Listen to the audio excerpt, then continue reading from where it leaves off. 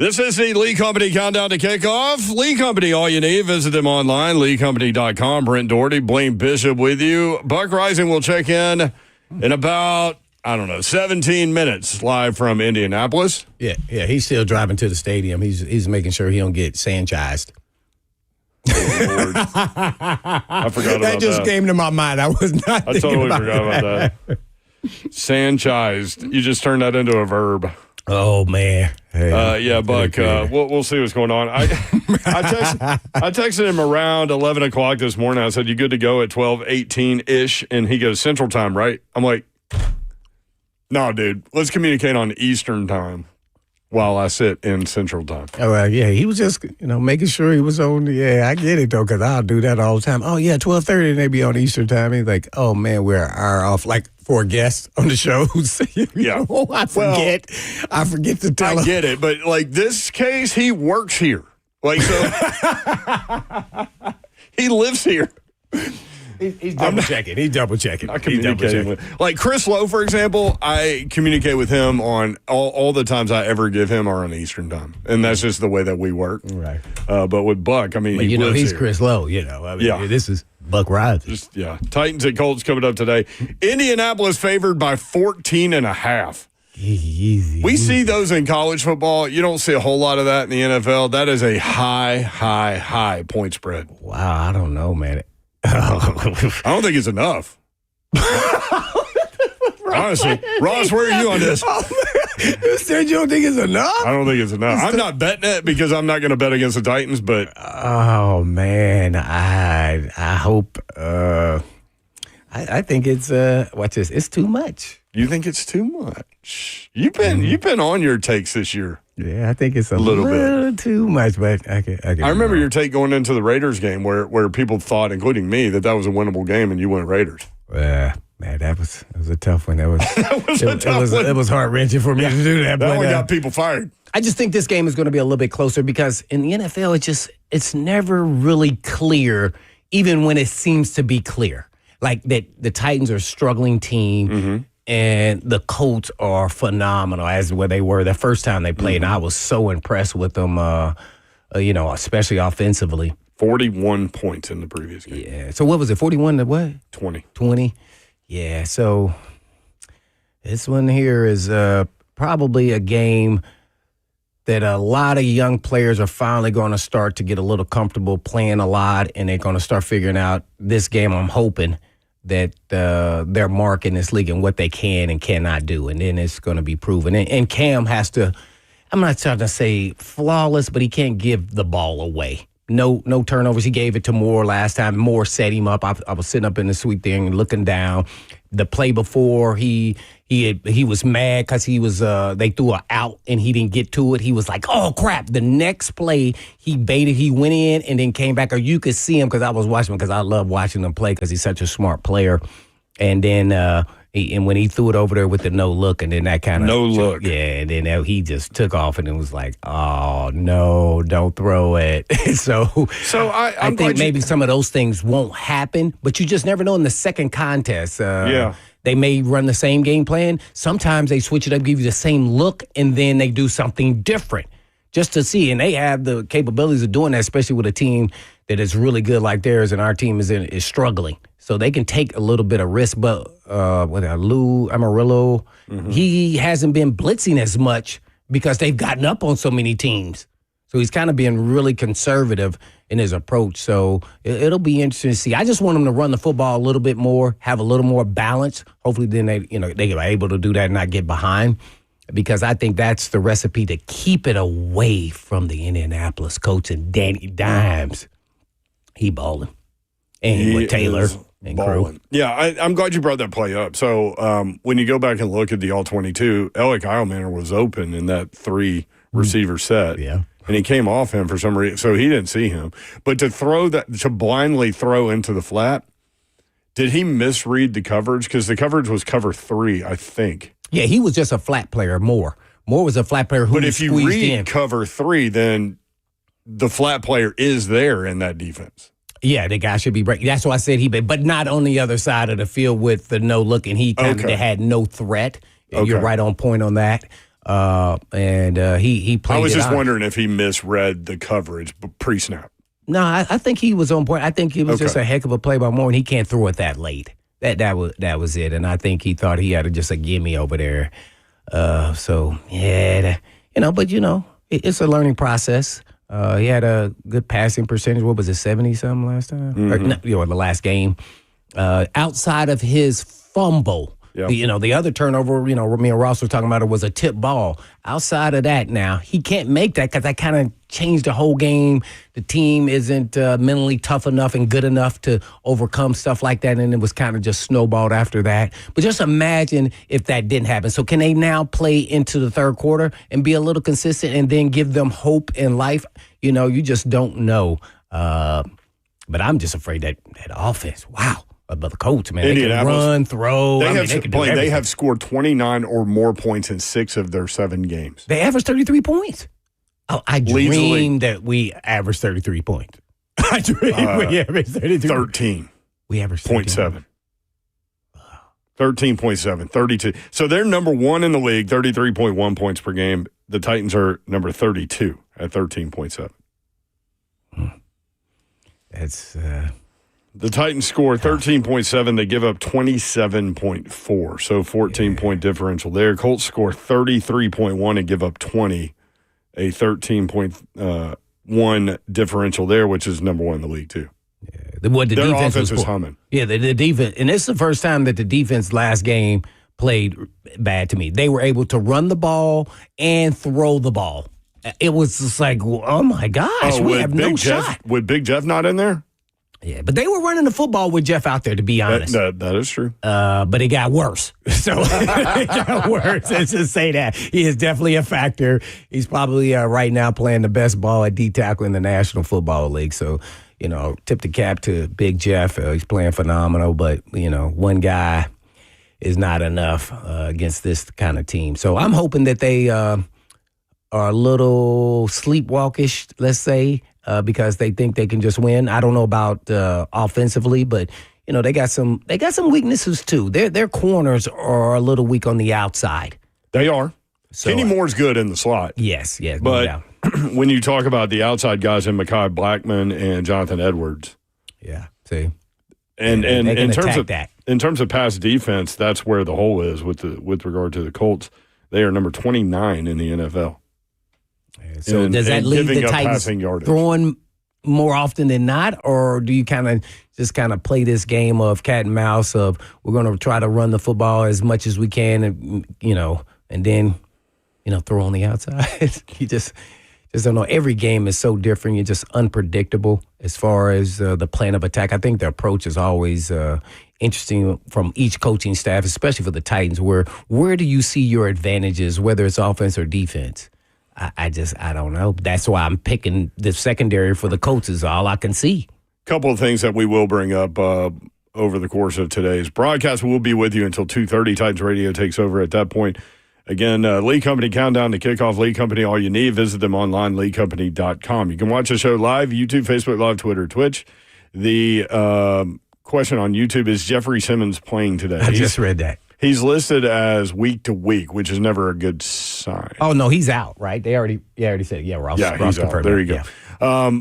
Also, sorry about that. We were just talking about holes in defense. Yeah, the actives inactives deal will come out at 1:30-ish, so we'll see then. Okay.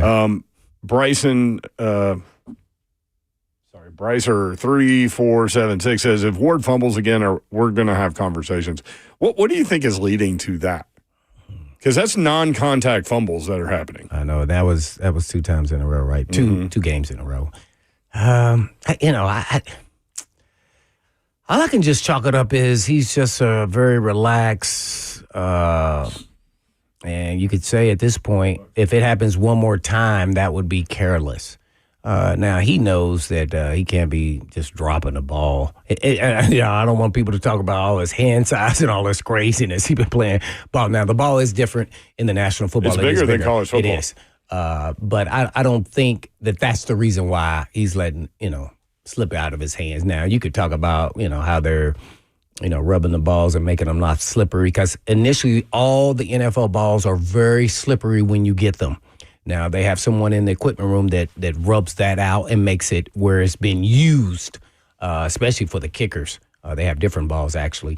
So within the NFL footballs. And so I just think it's not something you want to like harp over if you're a coach, but you got to say, hey, we got to stop being careless with the football because where we're at right now is just not going to help us, to even win a game. It could turn a game around. And I think he understands that, but I don't think that's going to change how he plays. I really don't. I think he's just a confident guy, and he goes about football where he plays loose and free. And if that happens again, I wouldn't be surprised. And he would just say, I got to stop doing that. I don't think he's going to consciously be saying, oh, I got to have room the football. I don't think that's how he plays. Mm-hmm. And that's probably what you want. It's just that, the team right now can't afford that type of stuff. Now, if it was me and I was coaching him, as much as I like Cam Ward, I let him come stand on the sideline for a brief series so he could see. I wish I had a veteran, proven quarterback to put him out there for a series and say, hey, just to have a conversation, just to let him know this is how important the ball security is. And then I'd put him right back out there. 3 plays or so or whatever, how many ever the quarterback drives, and then the next series I'm putting back there because I can't let this keep happening and not address it and where the team sees that we need to address it. There's no exception even with the quarterback. Lee Company countdown to kickoff. Indianapolis, a 14.5-point favorite today against the Titans. Again, game time at 3:25. Titans radio will take over at 2:30. In the Eagles-Giants game, the Giants kicked off to start the game. Jalen Hurts threw an incomplete pass, and then he did a smart thing. He gave it to Saquon Barkley. 65-yard touchdown run on play number 2. Oh, Took it to the house. Yeah, that's a special. That dude, he hasn't been as good this year. No. It's hard to go back-to-back. Oh, no man. way. But Jalen Hurts and A.J. Brown, they kind of... You got a thing going. They on the outs a little bit. Yeah, if they... It's like a squabbling couple. If they were dating, just joking, but if they were dating, they would probably say, we need to take a break. we need to take a break and, let's kind of chill out and then let's see how much we want this relationship. Yeah, because... A.J. Brown is an elite player, but he definitely is a diva, and that's what comes with those elite receivers. So you got to manage through that. And I think Hurts is a guy that can manage through all that. Matter of fact, I think he is the godchild, of Hurts' kid, maybe? Something like that. They're really close. Yeah. So that's really weird when we hear all this stuff. They are really close. You talk to people who are down there. I've talked to Ike Reese and Hugh Douglas. And they said, this is kind of weird. We don't know where this is going because they are so close. I said, but are they talking? Like, after they leave the facility? Well, we don't have proof of that, but we want to make assumptions of that. Something's going on because there's too much smoke to the A.J. Brown wants to get traded thing. I know. It's too much smoke there. For there not to be something there. Well, here's what happens in Philly. Even when you win games, and they're still a really good team. They may not look like the team of last year, but you got to remember, they were going to fire the coach halfway through the season last year. Yeah. So even when you're winning games, the fans and even the media there, when you win, it's still not good enough, especially for your high-priced players, and say, hey, man, you only had, 40 yards or 30 yards. And then I think A.J. gets a little defensive. Like, hey, man, I can only do as much as they target me. I mean, what am I supposed to do? Which is right. And then if it happens back to back to back, then it becomes, this is an issue, even if you're winning games. So I just think, AJ's kind of, managing through it. And then, he has to put his little tweets and, dags out there and you don't know what he's really meaning and what is he talking about and all those things. So I think he's just kind of messing with the media. Brian Moore, 1170. Watch him end up in New England with Vrabel. Oh, that better not happen. They already have Diggs. They can't have Diggs and A.J. Brown on the same team. Like that there. That'll be a problem. Now, if they go on some big run, I mean, maybe it'd be a short term, but yeah, I hope that doesn't happen. Man, if that happens, they will be incredible, at least for a season. Wow. 49ers and Texans scoreless, 7:25 first quarter. Bears lead the Ravens 3-0. Lamar Jackson not playing again. Ravens are 1-5. They get to 1-6. I mean, at some point, like, this is irrecoverable, right? Yeah, they will start questioning Harbaugh. I mean, and his excuse is, hey, we don't have our best player. I mean, one of the best players in the NFL. And so, but man, I went and watched them play against the Texans live and in action. I had never seen a Baltimore Ravens. And now they had all kind of backup guys and practice squad guys I had never heard of that were playing. Like eight guys I had never heard of. On defense. Playing. Yeah, they didn't have any juice. Now, the next game, they end up having some juice, and, they won. So, I don't know if they can. I don't think they'll be able to recover. They're too far behind. Wasn't that the week they had like 13 starters on the injury report? Yeah, it was a couple weeks ago. Yeah. 2 or 3 weeks ago. Yeah, they did. Bills lead the Panthers 3-0. Eagles lead the Giants 7-0. I can't see this score because there's a pop-up that I can't get rid of. Bengals and Jets 3-0 Cincinnati in that one. We'll keep you updated as we roll through the Lee Company countdown to kickoff. Brent Doherty, Blaine Bishop with you when we come back. Buck Rising, we'll check in from Indianapolis, I think. Yeah. We'll do that next. He's on Eastern time. That's right.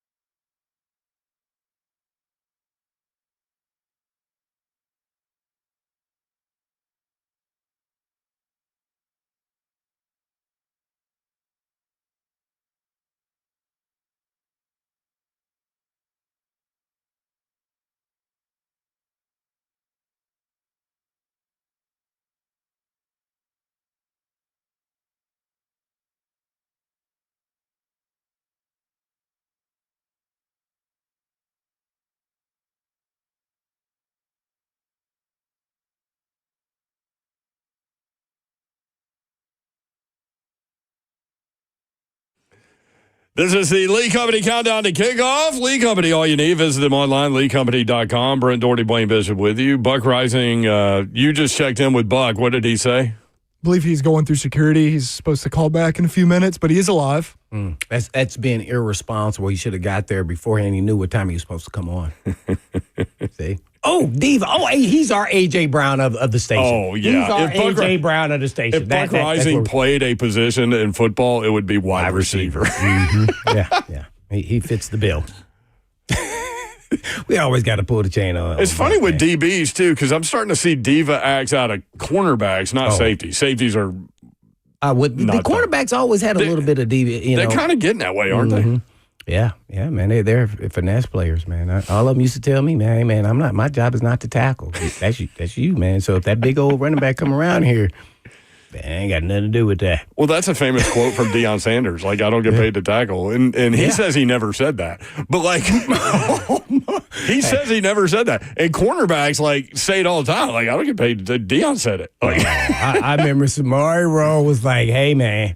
Big Jamal Lewis come around that corner, man. I don't know if I'm going to finish the game because if I had to put my head up in there, this is not going to be good for me. I said, hey, just dive at his shoestrings, make him stutter his feet. I'm coming. That's that's all I said to him. Hey, I can't. Hey, man, I don't want you hitting me either because I want you to stay out here.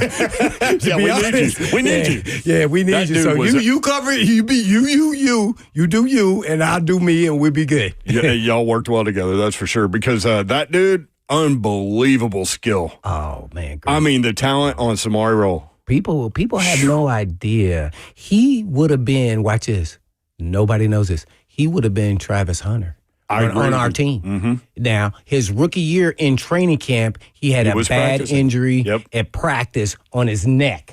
Yeah. I mean, we had to call the ambulance. That was scary. It was scary. Didn't they land a helicopter? Oh, yeah. It was crazy. Matter of fact, I had tears in my eyes because, oh, my gosh. I was like, oh, man. And that was his rookie year. And they were playing him both ways in practice. Was that at Bellevue? No, it was at TSU. Oh, it was at TSU. Mm-hmm. Yeah, okay. That's where we had training camp. Yeah. Mm-hmm. Yeah. Well, he was the real deal. Now, I actually believe he could have probably been a better receiver, which I'm saying that about Hunter too, than a cornerback. Just because how their builds are, and when you start going up there, they're built similarly. Yeah. So man. So then they just said, we're just going to keep him on defense, and just and it just never kind of evolved after he came back, which took a minute, but it was unfortunate. But but he got back healthy, and man, he had a heck of a career, man. Underrated. Really good player, man. Titans trust their home stadium to Lee Company to tackle their heating, air conditioning, plumbing, and electrical problems, and they can protect your home, too. Your next play, visit leecompany.com. Lee Company, all you need. Let's go to Indianapolis. I think Buck Rising is through security. You made it through safely? Gentlemen, yes. It's a very rigid security setup here at Lucas Oil Stadium, but we are marked safe and well. Okay. Now, Buck, I saw somewhere, I don't know, on social media, you doing a video, but it looked like you were driving while you were talking into the video. Is that true? Yes. They have things that you can put in your cup holder that'll hold your phone right. So you can do a video. But where are your eyes? On the road? Okay. Just you had on your glasses. You couldn't see your eyes, but I think you were looking down at the phone a little bit too at times, man. You make me nervous when I see that. A little too many times, Blaine. Multitasking. Please, are you kidding me? That car damn near drives itself. It's the Batmobile. Oh, okay. So you catch crap when you're here with us. You catch more crap when you're not here with us. So, so Blaine was wondering if you Sanchezed yourself last night. Yeah, I was very concerned. If I what myself last night? I just made up a word. Sanchezed yourself. Sanchez, like Mark Sanchez. No, see, I'm familiar with the term at this point. Instead I flaccoed myself, which means I went to a bar and ate by yourself and had the time of my life. Much safer than Sanchezing. Okay, you didn't take any risk, then. That means nobody could have slipped something in your drink or anything or nothing. That's good. Yeah, a couple of years ago, Blaine, I probably would have been Sanchezed. In fact, I probably would have been the one Sanchezing in that specific situation. Growing mature. Titans Colts coming up today at 3:25. The number up to 15.5 in some books. No. FanDuel still has it at 14.5. I'm not going to bet against the Titans, so I'm just not going to bet. But I don't think 14.5 is enough, Buck. What do you think? Oh, I mean, it's literally the best offense in football versus the worst offense in football, right? So something special would have to happen for the Titans on defense or for the Titans special teams wise, unless, this today is of all days would be the moment that their offense finally breaks through and looks like a professional operation. Now, hedging our bets against that specific situation, I would say that it feels like a double-digit loss is safe. It feels like a 2-touchdown loss is safe. I would not bet the Titans to cover in this particular situation, especially given the fact that they're without Jeff Simmons. Dude, man, what would be your plan of attack if you were the Titans? Just to say, this is the only way we got a shot of even staying in this game. Yeah, I think that they put so much emphasis on their passing game, Blaine. And again, sometimes they get taken out of what they want to do. We've seen them try and establish a run game going. We've seen them use heavy sets, extra tight ends, extra offensive linemen. Hell, you got Corey Levin out there running routes last week with the Patriots coming to town. But they, in a lot of situations, it does seem like they pass to set up their running game. And I know that's, it's probably opponent specific and things like that. But I'm just looking at their tendencies. Their rush attempts are among the lowest in the league. And last week was a season low as far as rushing attempts. I would try and commit to the run today if I could. I would try and play a ball control game. I would not put Cam Ward in a situation where he's having to drop back, 35, 40 times the way that he has in so many of these games so early. Now, talk to us about, a lot of fans are talking about, this week, Cam's a bust and it's all craziness stuff that turns into this whole balloon on social media because now everybody has an opinion. Everybody's media. They have an opinion, but they are not watching with the right eyeballs. So tell us what your thoughts were on how Cam Ward played last week and what he needs to do to continue to improve this week. It was his most well-rounded performance as an NFL quarterback, but he still made a couple of plays that contributed to the loss, right? Like they were in a situation where he felt like he was in rhythm in the first quarter. They scored their first quarter touchdown of the season. They were getting him comfortable. He was getting the ball out quickly, and their defense was not playing particularly well last week. So you get into a situation where you're going into halftime trailing by 4, but you feel pretty good about that. Now, could that have been a smaller margin had Mike McCoy been a little more aggressive at the end of half? Those things are always subject to debate. That was a part of the fan dialogue last week too. But like Blaine, he can't just lose the fumble or lose the ball out of his hands when he's untouched that way. And I know that he was rolling. I think he faked a handoff and then rolled, if I remember correctly, to his right. And then all of a sudden, K'Lavon Chaisson was in his face, so maybe he got a little flustered. He starts backpedaling, and all of a sudden the ball falls out of his hands, and the defense recovers for a touchdown. But that's the second week that the ball has just slipped on him, and he's got to be more cognizant of ball security that way. He leads the league in fumbles lost. He has 5 fumbles total. He has lost all 5 of them combined with the 5 interceptions. So he's got 10 total takeaways or giveaways through the first 7 weeks of the season. And the interception that he had last week, too, I know that it was tipped, but it was still a bad ball in a situation where the receiver would have had to make a spectacular play to be able to capitalize on that.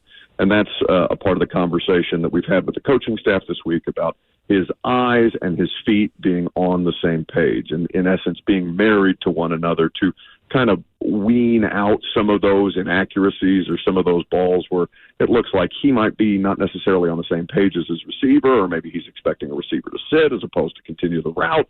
All these different kind of things that are completely natural for a rookie through his first 7 games. But I mean, he's not made a ton of turnover-worthy plays. But when he turns the ball over, it tends to lead to catastrophe. And they just have no margin for error.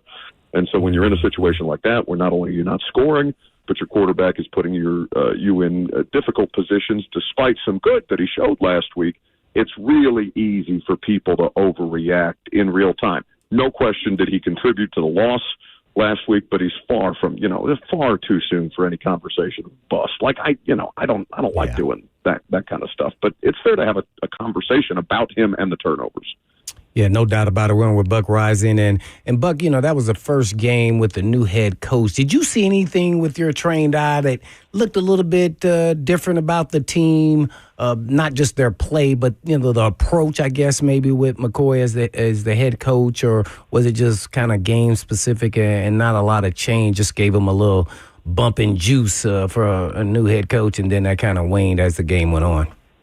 Yeah, I wouldn't pretend to be able to identify any overwhelming schematic differences, Blaine, other than it did feel like he had more options if his first or second read wasn't there. Like he was just able to identify some quick, escape type of situations or some quick answers to the test. And he was doing a good job, as we mentioned, getting the ball out at a quicker rate. It was his lowest time to throw of the season last week, and you saw the dividends of that when it's just, okay, see it, rip it, or throw to a spot and know that your wide receiver is going to be in that spot. And again, he's working with a lot of young pass catchers too, so that's not a seamless process right now. But fundamentally, the offense isn't going to change. I do think that as we see more Mike McCoy in the offense, or more Mike McCoy influence on the offense, perhaps we can start to identify a little more trends, more scheme-specific stuff that they might not have been doing last week. You may not have this up. Kind of take the fans through who's not dressing for sure, and who do you think potentially will be the ones dressing? Today? Yes. Yeah, so Arden Key is available for the first time, or at least he's not outright ruled out. We'll see what the inactives look like at this point, but that would be a step in the right direction. We know for sure Jeffrey Simmons is not going to dress. We know for sure Calvin Ridley is not going to dress. The curious case of Samuel Womack, the corner that they got off waivers, who's been on the active roster but has yet to be healthy, has yet to be active for a game day. He's been a healthy scratch for the past couple of weeks. We know they need quarterback depth, and this would be a week to have him up on a game day, given that L'Jarius Sneed is on injured reserve. So there will be a couple of different faces in and out of the lineup, and of course the defensive line depth is also going to be something to keep an eye on without Jeffrey. Yeah, I saw they had Kinsey as well as Prochet, possibly. Yeah, Prochet is their practice squad call-up. The interesting thing is, guys, and I don't know how many times they've done this, they only called up one practice squad player. Like, they have the option to call up two, which was kind of curious to me. And not even, not just for the never-ending Xavier Restrepo conversation, which is fine, and it's not the young man's fault, but it is. Man, I wish he would play. Feed the beast. Let's go. Set people up at this point in time. I'm just tired of answering those questions over and over and over again, because nothing's changed, clearly. But with the practice squad call-ups, they do have additional needs, and they do have guys who have all three of their practice squad call-ups at their disposal. Kinsey is one who has already burned a practice squad call-up. He's on the active roster now because of the departure of Tyler Lockett, obviously, since last we spoke, and then the L'Jarius Sneed situation to injured reserve. So he'll miss at least the next 4 games. A reminder, 4 games, not 4 weeks, which would include the Titans bye week in week 10. So why they only decided to go with one activation from the practice squad this week is curious, but potentially we'll talk to Mike McCoy about that postgame. This is the Lead Company Countdown to Kickoff. Lead Company, all you need, visit them online, leadcompany.com. Buck Rising checking in live from Indianapolis. You mentioned Mike McCoy, and I'll throw this to both of you guys. Last week didn't look that much different, right? Like in terms of scheme and all of these things. Can you make more of a change with another week, or is this just kind of where they are with the play caller and all those things not changing?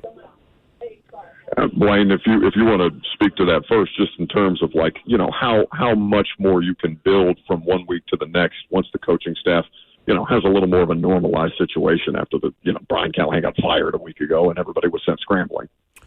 Well, if it was me, I would say that you're trying to emphasize things that's already in the playbook that you already, and maybe you're not doing as much of. Well, let's just use an example of just like running the football a little bit more. And not that naturally that didn't happen, but the game got away from a little bit. But so could that be a change? Yeah, that could be something that you could, as the new head coach and, kind of push Bo in that direction. Instead of using the pass to set up the run, maybe you try to say, we try to stay as balanced as you can. Now, you try that, and doesn't mean you're going to be, not, running the football more. It's just, how the game goes, and you may emphasize some things. And in the passing game, to make sure you have some outlets beforehand. when the play is called, but also maybe you go back to some of the fundamental things and see if he can execute those regularly on a, timely, occasion every, play or series that you're out there. That's pretty much it, really. You're not trying to put in new plays unless, you always every week put in 2 or 3 new plays. You're designing, you're copying other, teams and what they do and say, hey, if they don't address this, then we can execute this as well. Buck? Yeah, I'd be curious to see how they go about that, because it's more about tendencies, right, Blaine? Like they're not coming in and changing the playbook. Yeah. To your point, that's not conducive to anybody. That's not possible at this point in the season. They have to go with what they've installed. They just have to consider some other options. And like we were talking about earlier, guys, I would love to see Cam Ward have a 13 for 17, 120 yards passing, and just a grind it out, gutty, gritty game. You know what I'm saying? Like that's the thing that we're still kind of waiting for. Blaine, I mean, when you guys get into this point of the season as professional football players and as teams, it's identity should be established, like who you are as a football team, what you're going to try and go out there and accomplish. And I still feel like we're kind of searching for that from this team as to who exactly they want to be, how it is that they want to impose their will on teams, because frankly, we just haven't seen them impose very much at all on teams.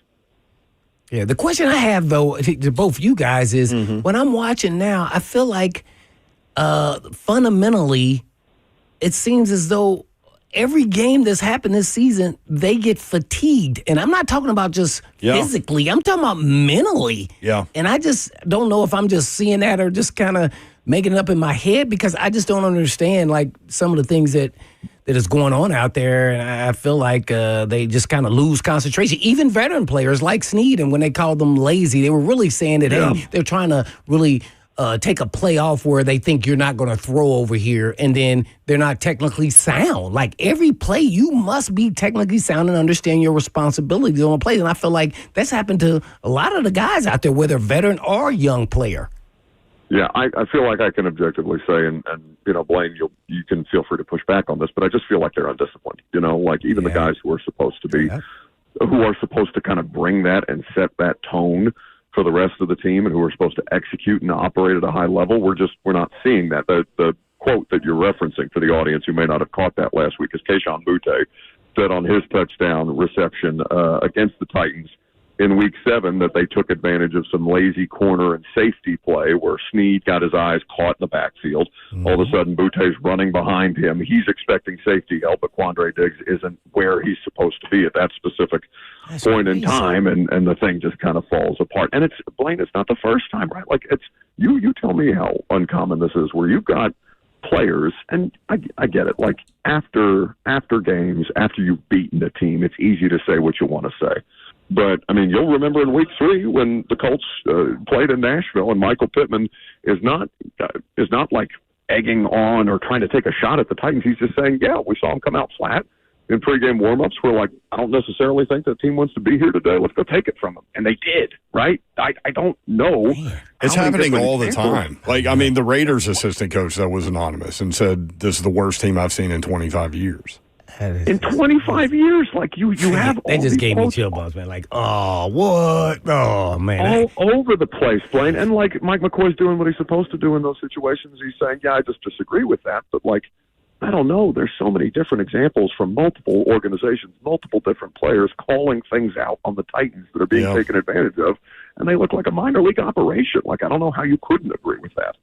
Yeah, it's hard for me to wrap my head around that just because of, what I did as a player and just the concentrate that wouldn't happen. So I don't know, like, how, if not, then, man, you're just collecting a check, man. No, that's kind of where I go with Blaine, I think your question is more than fair, and I think it's very noticeable, especially late in games. And that's one of the things I was going to ask you. Do you think that that's a lack of depth thing, and that, when you physically get tired, you also mentally get tired, perhaps? I don't know what the answer to that is. I don't know. I would be just guessing. Maybe but man, you you are who the film says you are. And so you're not just playing for the Tennessee Titans. Like, people watch the tapes. Like, Diggs, who are veteran, and, Snead, these guys, if they get released after the season or or trying to get traded, like, what? You're not helping yourself. Like, that's on film. This is not something. I mean, man, it's just unbelievable to me to wrap my head around all of that. I just can't, man. As hard as I would play every single play, it was like the last play of my life. I mean, I can't even understand it. No, Blaine, and I think that's it's funny, Brent, asking you that question, not because it's a funny question, but to ask you about effort given your career. Yeah, you know what I'm saying? That's something I control, my effort. That's right. Somebody could toast me and everything, but it wouldn't be because he'd say, "Hey, man, Blaine didn't give good effort." That would never happen. Not just to me, just our team. Like, hey, man, those guys gonna check you when you come to the sideline. Ain't gonna be no coach. It wasn't like that. Like, hey, man, what was going on that play, man? Yeah. I just got beat. Nah. It looked like you was chilling over there, bro. Mm-hmm. Yeah, and you're going to approach it in a nice way, but at the same time, you putting that guy on notice. Hey, we all saw that. And listen, I'm giving everything I have out here. You need to, too. Dude, I left my soul out there on that field. That's right. I'm sorry. All the guys we played with. So it's hard to grasp that when you're in you're not a very good team, but ultimately it goes back to you, who you are as a player. Like, correct. And that is weird for me, especially Snead, who you can say what you want to say. He's not the same guy that was with the Chiefs, but man, when you watch who he was from college till the Chiefs, that dude was all about that business. And so that is just weird to me. Then that's something systemic within maybe the locker room, and maybe why is it some of the vets too? Well, and there's a lack of identity. So when you talk about giving everything you had, you were surrounded by players that felt that way and did it. And that was the identity of what you guys were. There's no identity to this team. Yeah, but the thing that is so confusing to me, Blaine, is, this is my 9th season covering the NFL and covering the Tennessee Titans specifically. I've never seen a locker room that struggles with this as much as this in the last 2 years, where they went out and they found a couple of different pieces and parts to add into the mix. And obviously they've since tried to address things organically through the draft, and yet still something about it. I can't, this isn't analytical or super insightful, but something about it just feels rotten. You know what I'm saying? Like, it's just right. Not like malicious or anything like that, but like just something's not right with the way that these guys operate. And of course, every coach ever and every player ever who has been in a organization that operates at a high level will tell you the best teams that exist are the teams that are player led.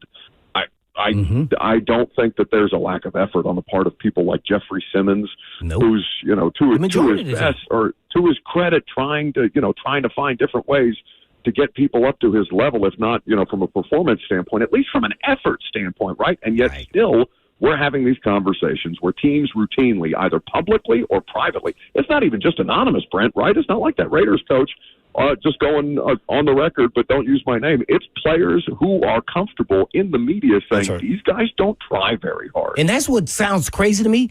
We would take that crap personal. I'd be dang if you, what? Oh, okay. Oh my God. Yeah. I mean, so if they don't have pride within themselves, then we got the wrong guys. Sorry. Yeah, well, I think the season so far. You can still be bad and not win games, but I'd be dang if you're not gonna give me some effort, man. Like high end effort. That's no way. Even Jeff strained his hamstring. You see him reaching with one arm and his leg is holding up on the leg, trying to get the dude down. Yeah. Craig on Facebook, did Lockett find a team? Oh no. No, he's chilling. He's chilling, but if I was a team looking around for just a couple of different options, like the Giants. If you're the Giants at the trade deadline, they're playing the Eagles right now. For those of you watching the noon slate, if I'm the Giants and I don't want to necessarily buy at the deadline, but I need some additional options. If I think I'm going to be able to make some noise, even though if I'm in last place, I'd look at a Tyler Lockett. Yeah. I think he's still got a little bit left in him. I think he was open on some plays too. Maybe even plays that were called, maybe he was the number one target and they just didn't throw to him for whatever reason. So I think he's got a little bit left just to see, but he has to be on the right team and a veteran team. I don't know if the Giants is a good fit, but like just imagine him with A.J. Brown and not to say he's going to go to the Eagles or anything because I have no idea. But then how easy it would be for a veteran player like him in the slide.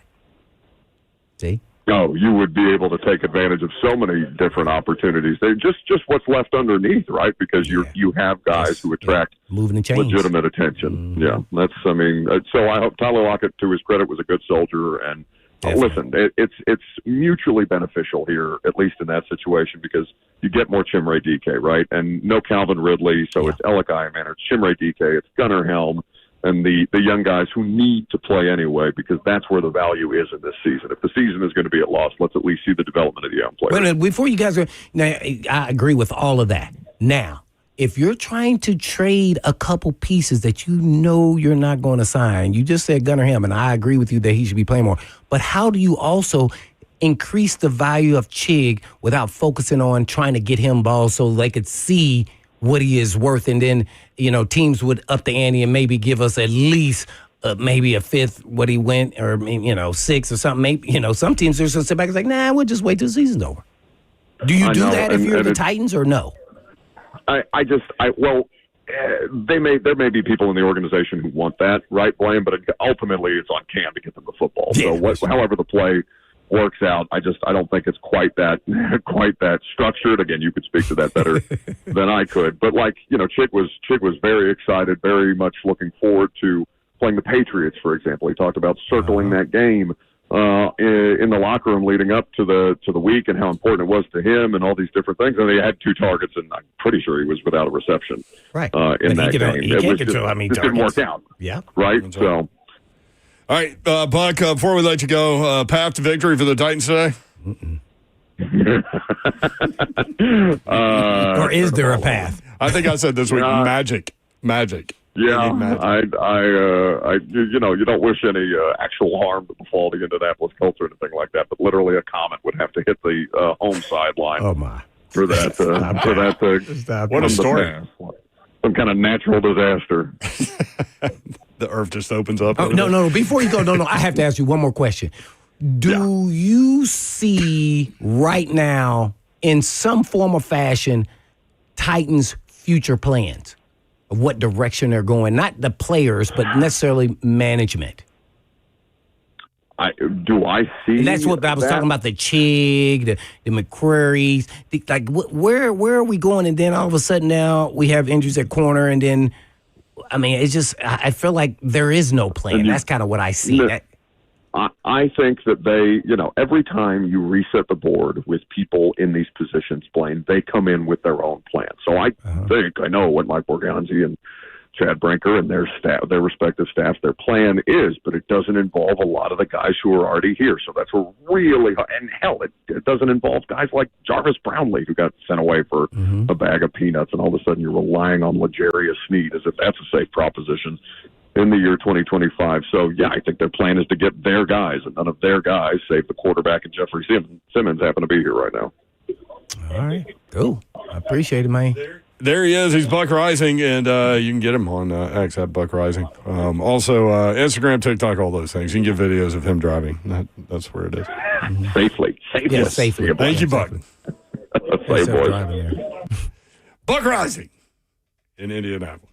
Yeah. Yeah, it's tough. It's tough to figure out, identity, direction, all of these things you were just asking about. Mm-hmm. And it's almost, do you wait until you hire the new coach? Or do you make moves at the trading deadline because that's what you need to do? The identity eventually will take care of itself with the new coach. You'll hear their vision, and if you like it, and see how they try to implement that vision. It's just tough to soak in all the different things that's going on. It's really weird for me. Just looking, even the Sneed and the Dig stuff is just, crazy for me. I want to ask, are y'all unsure or uncomfortable with the play call? What is going on? That shouldn't happen. Yeah. I don't know what to offer back at that. What about tradable pieces? A lot's been talked this week. I think Jeremy Fowler had a story that last week that everybody is on the table outside of Big Jeff and Cam. Mm-hmm. Who do you think the most tradable asset? Like I think you could get somebody to want McCrary, right, for depth or even to start. But you're thinking about teams that are wanting to make moves or teams that think that they can acquire pieces to get them over whatever hump they're in. I would say Arden Key. That's why I was asking Arden who's Key. dressing, who's not. Like, I'm like, everybody needs like 15 snaps out of an edge rusher, right? Like if you're a really good team and you're trying to get to the Super Bowl, that would be a piece, right? I mean, hearing the 49ers may be interested. I'm sure some other teams, but that's kind of one that I think he's played there before, so they do actually know him, if I can recall correct. And all those, let's say 4-year guys who are productive players that start or, play a lot like Chig and McCrary. I think Chig's the other one, right? Yeah, Chig. I would try to, encourage them, let's run some plays for them instead of trying to, let's see what we got out of Gunnar Ham. Like, he's playing. I want them both out there. But even like on the boot play, I would have had Chig running that portion of that because I think he ran that same play a couple weeks ago, and it was more Chig on that underneath. And that way I increase. But I know Gunnar Ham and those guys can play. They're going to be, some of the staples here for a little bit. So they're young players. But I get you're trying to also show that the guys you drafted are capable, and you want to kind of continue the momentum that they have and grow and their confidence in what they can do in this league. It looks like the rookies, like out of last year's draft class, are performing, right? Like they did a good job. DK's is really coming on. Yeah. But you got to give them credit. Tip the cap to Berganzi for those picks. I mean, they've all been solid players. I guess the only player which maybe we'll get to see a little bit is Harris. At Marcus cornerback, Harris, and then the running back's been kind of nicked up. So, everybody else, it looks like there are solid foundational pieces. But guess what? We don't have any superstars in that draft class besides the quarterback. So you got to get those guys in the next draft. So at the same time, everybody over the Titans could be a little upset and Debbie Downer.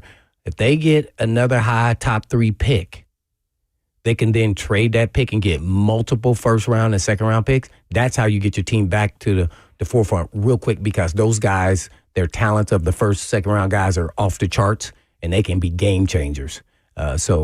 Maybe that'll happen. And maybe that's the positive out of all of this, let alone if you sign a couple free agent veteran guys who bring that leadership and identity with the new head coach, then you can be right back in it just like that.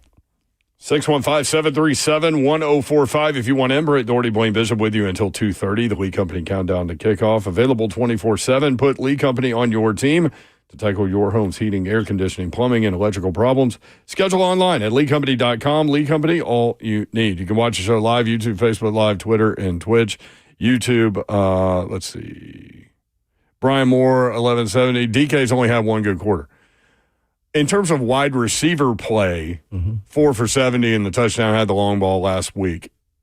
What have you seen from him in terms of the wide receiver? Because special teams, he's been a difference maker. And they haven't had a returner. They got that one right. And I wasn't sure if that, because he didn't do a lot in the preseason. So I'm like, I don't know if he could really do in the league. And, you got to just believe in Fossil. He is a proven commodity in the National Football League as a special team coach. And I love that hire, and he's proved that based off of some of the young guys' performance, not just the returner, but DK's shown that. You know what I've seen out of him is, I don't know if veterans helped him along the way with all those young players, Alec Manor, but he understands how to set up guys when he's running his routes. A lot of guys don't buy into when you're running a route, you push their technique. Let's say if you're running an inside route, but the guy's on your outside shoulder, he has outside technique. You push into him, and they're never going to call it. And when I say push into him, that means run towards him in that manner, and then elbow, get separation. And that's what he did on that actual deep play there. And it was run against his technique. So, and that's how he got open like that. Nobody can run across the field that deep with someone if you run a 4-3. That's just impossible. I don't care if they run a 4-3. You're going to have a gap there.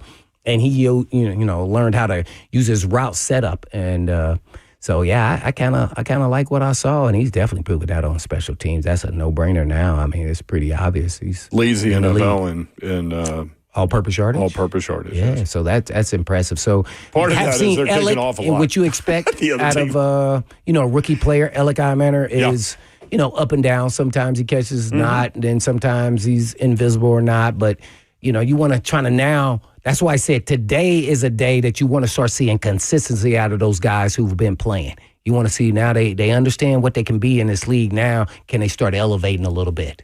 Are they reaching a point where they're not rookies anymore?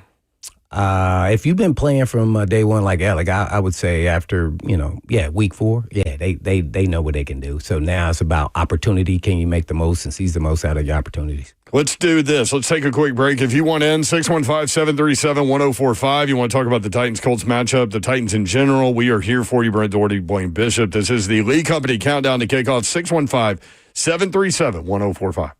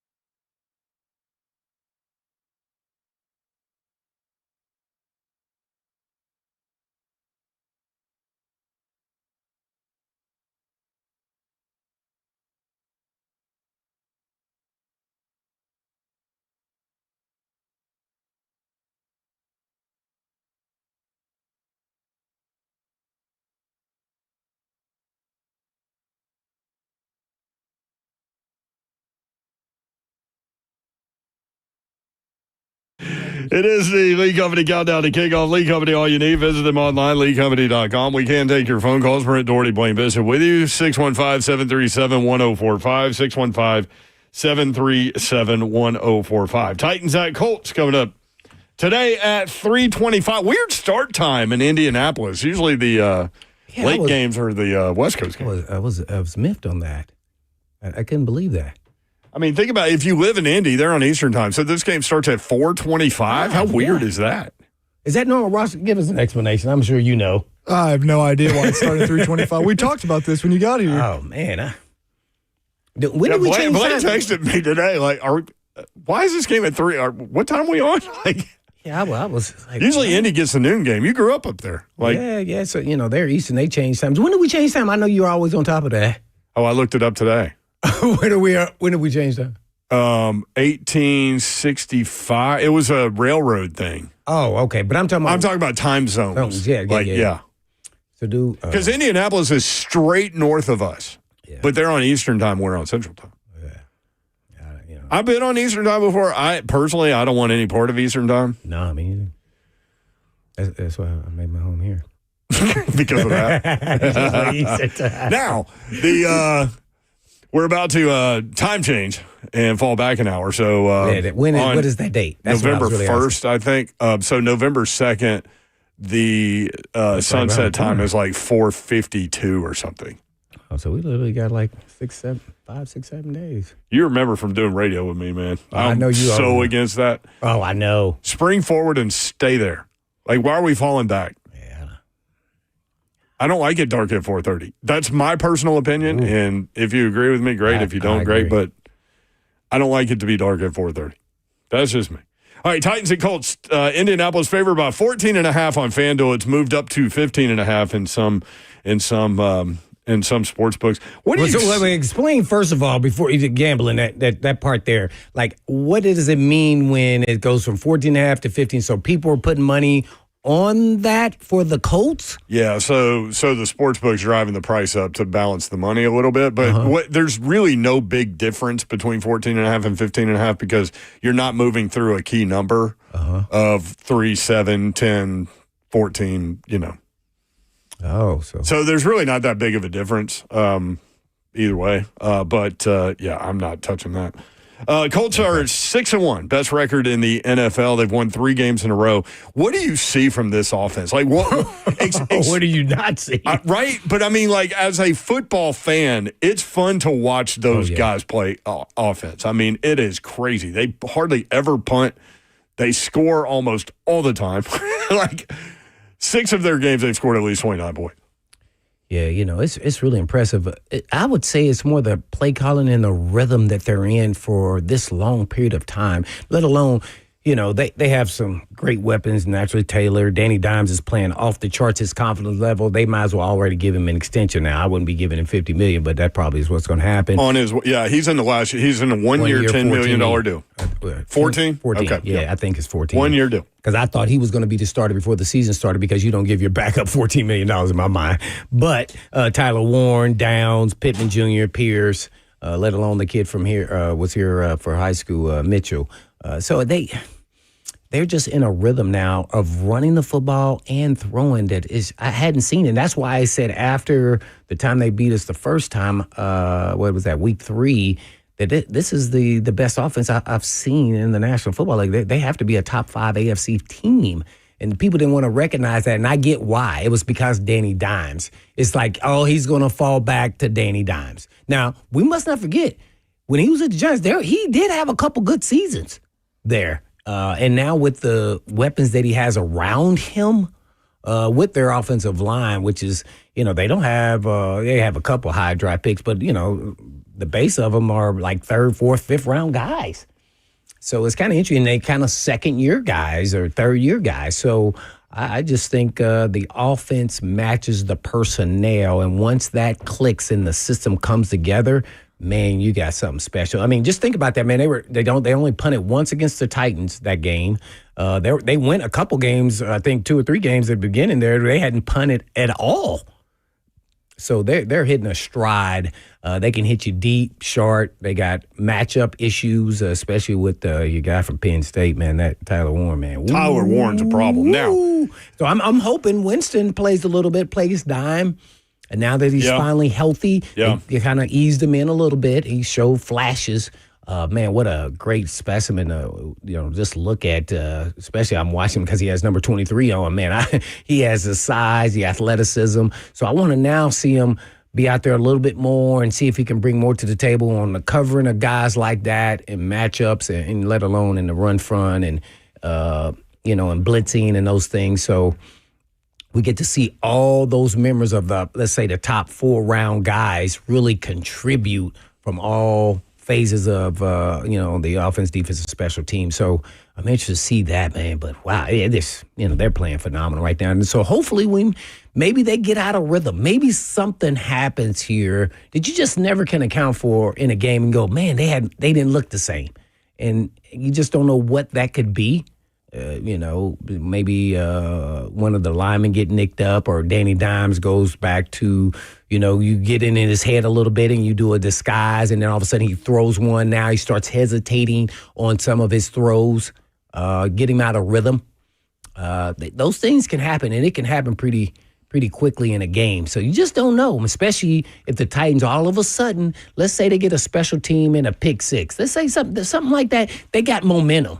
And, you're still not winning the game, but they got momentum. Go, now the Colts are chasing. And that's a different element than when you're ahead. So let's say DK gets off to a fast start. Who knows? And boom, takes one to the house. Now, how long that momentum carries them? He's going to break AK. Eventually he will. Yep. Yeah, there's no doubt. You got to believe that. So I think that's the only thing, really. I'm really interested in the defensive game plan here, because they can run and throw. And last week showed that we have holes in our run defense. And if they can run, they can do anything. And Taylor is playing phenomenal. Phenomenal. I mean, woo! 10 touchdowns already. He's got three touchdown games. I mean, that sounds insane, man. In the National Football League. Not even halfway through the season. So Rigoberto Sanchez, the punter for the Indianapolis Colts, Blaine, has punted 12 times. See? 12. In 7 games. Yeah. So for all those parents out there, make sure you long snap or beat a punter. That's right. Those are the two. Try to perfect those. That's right. Yeah, it's never, nothing can go wrong there, unless you have a bad snap here or there, or, I shank one punt here or there. You don't lose and win games. So there's no pressure there. Yeah, Ross tried to be a punter, but he was a little tight in the hamstrings. I did tear hamstring in high school. Did you? In track meet. I blame him. I did not tear anything until my last year in the NFL ever. So, and you were like, I'm done. Yeah, and then I said, I'm done. And that's it, man. I don't strain, tear, dive. That's on me. Yeah, I can't do that. Those dudes are too fast out there. I got to make sure I'm warmed up. It's not like I was the fastest guy out there. So 615-737-1045. Tim is in Kentucky. Tim, what's up, man? Hey, I want to talk to Blaine there. All right, Tim. All right, Tim. What you got for me, man? Kentucky. Hey, you are the first person that I've heard analyst-wise that agrees with me. What's that? We need to get a top 3 pick. That's why I've been cheering for all the other one win and the Jets every week. And we need to trade down somewhere 10, 12, 8, 9, whatever, get some other draft picks and build it up like the Lions did and turn this thing around in a couple of years, because we don't need a quarterback. And everybody in the top 3 picks has a chance at a quarterback. That's and right. Everybody's going to give you their first round, a second round, next year's first or second round, and then we can actually get a direction with a new coach and some players that want to be there. Yeah, I completely agree with you. Thank you, Tim. And that's how you can just turn around really quick. In a year or two, then all of a sudden you get middle end of the road, and then after that, then it's all bets are off. So, and then we'll be in a new stadium, and then we'll be off and running to the playoff. I love that Bain dude for Miami, that edge rusher. Have you seen him yet? Yeah, is that number 4? Yeah. Yeah, that guy from I watched a little bit of both their edge rushers are good. Of the A&M game, that Powell guy, I had never watched him before, so I was watching him. He looked pretty good too, man. Speaking of A&M and looking good, how about Marcel Reed last night? Oh, yeah, representing Nashville. How about that? Right.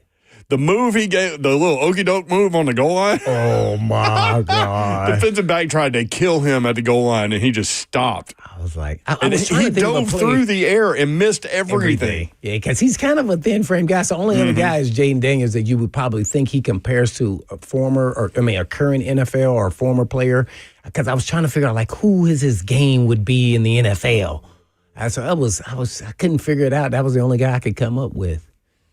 I don't know if he's as talented as him as far as a thrower, but he definitely can get the job done. So, man, yeah. A&M's right there right now. I mean, you start looking at Indiana, Ohio State, A&M. Being from Indiana, that is really weird. Isn't that crazy? That IU. They had never won more than 8 games in a season until last year. Man. I can't believe it. I mean, it's not like you were, clamoring to watch Indiana football during, college football Saturday. For me, being who I was. Even though you were from there. When I transferred, I had an option to go to IU or Ball State, and I chose Ball State because I thought I could play immediately. Yeah. And where at IU, I might have had to wait another year. So I just look at all Indiana football back then was not where it's at today. I mean, so it's a little bit different. Indiana was only thought of as a basketball school. Football elite players wouldn't even go to IU as far as football. That's what happened, man. Oh, by the way, speaking of basketball, Duke and Tennessee tonight on ESPN2. What? In an exhibition game at Knoxville. How about that? And it's sold out in like an hour. An exhibition basketball game. Uh-oh. They're making these things bigger because I saw BYU and Carolina playing. And then Did you see that kid from BYU? Oh, yeah. He put up 40. Yeah, and then Kansas and Louisville play too. So there's freshman.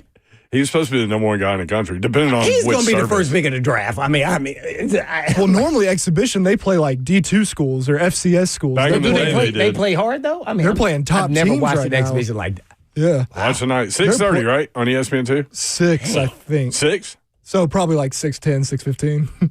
Jeez, man. I saw Boozer's kid put up 16. There was a couple other guys. I'm like, these guys going to be the top 5 picks.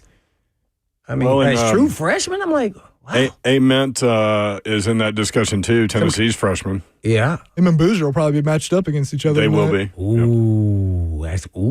I may watch that then. Southern _ cardboard says, the Titans suck when they start talking about basketball. LOL.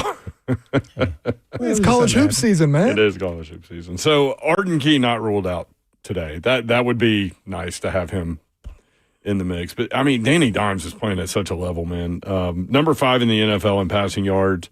He's behind Herbert, Prescott, Stafford, and Mahomes. He's only had 2 games where he's thrown an interception.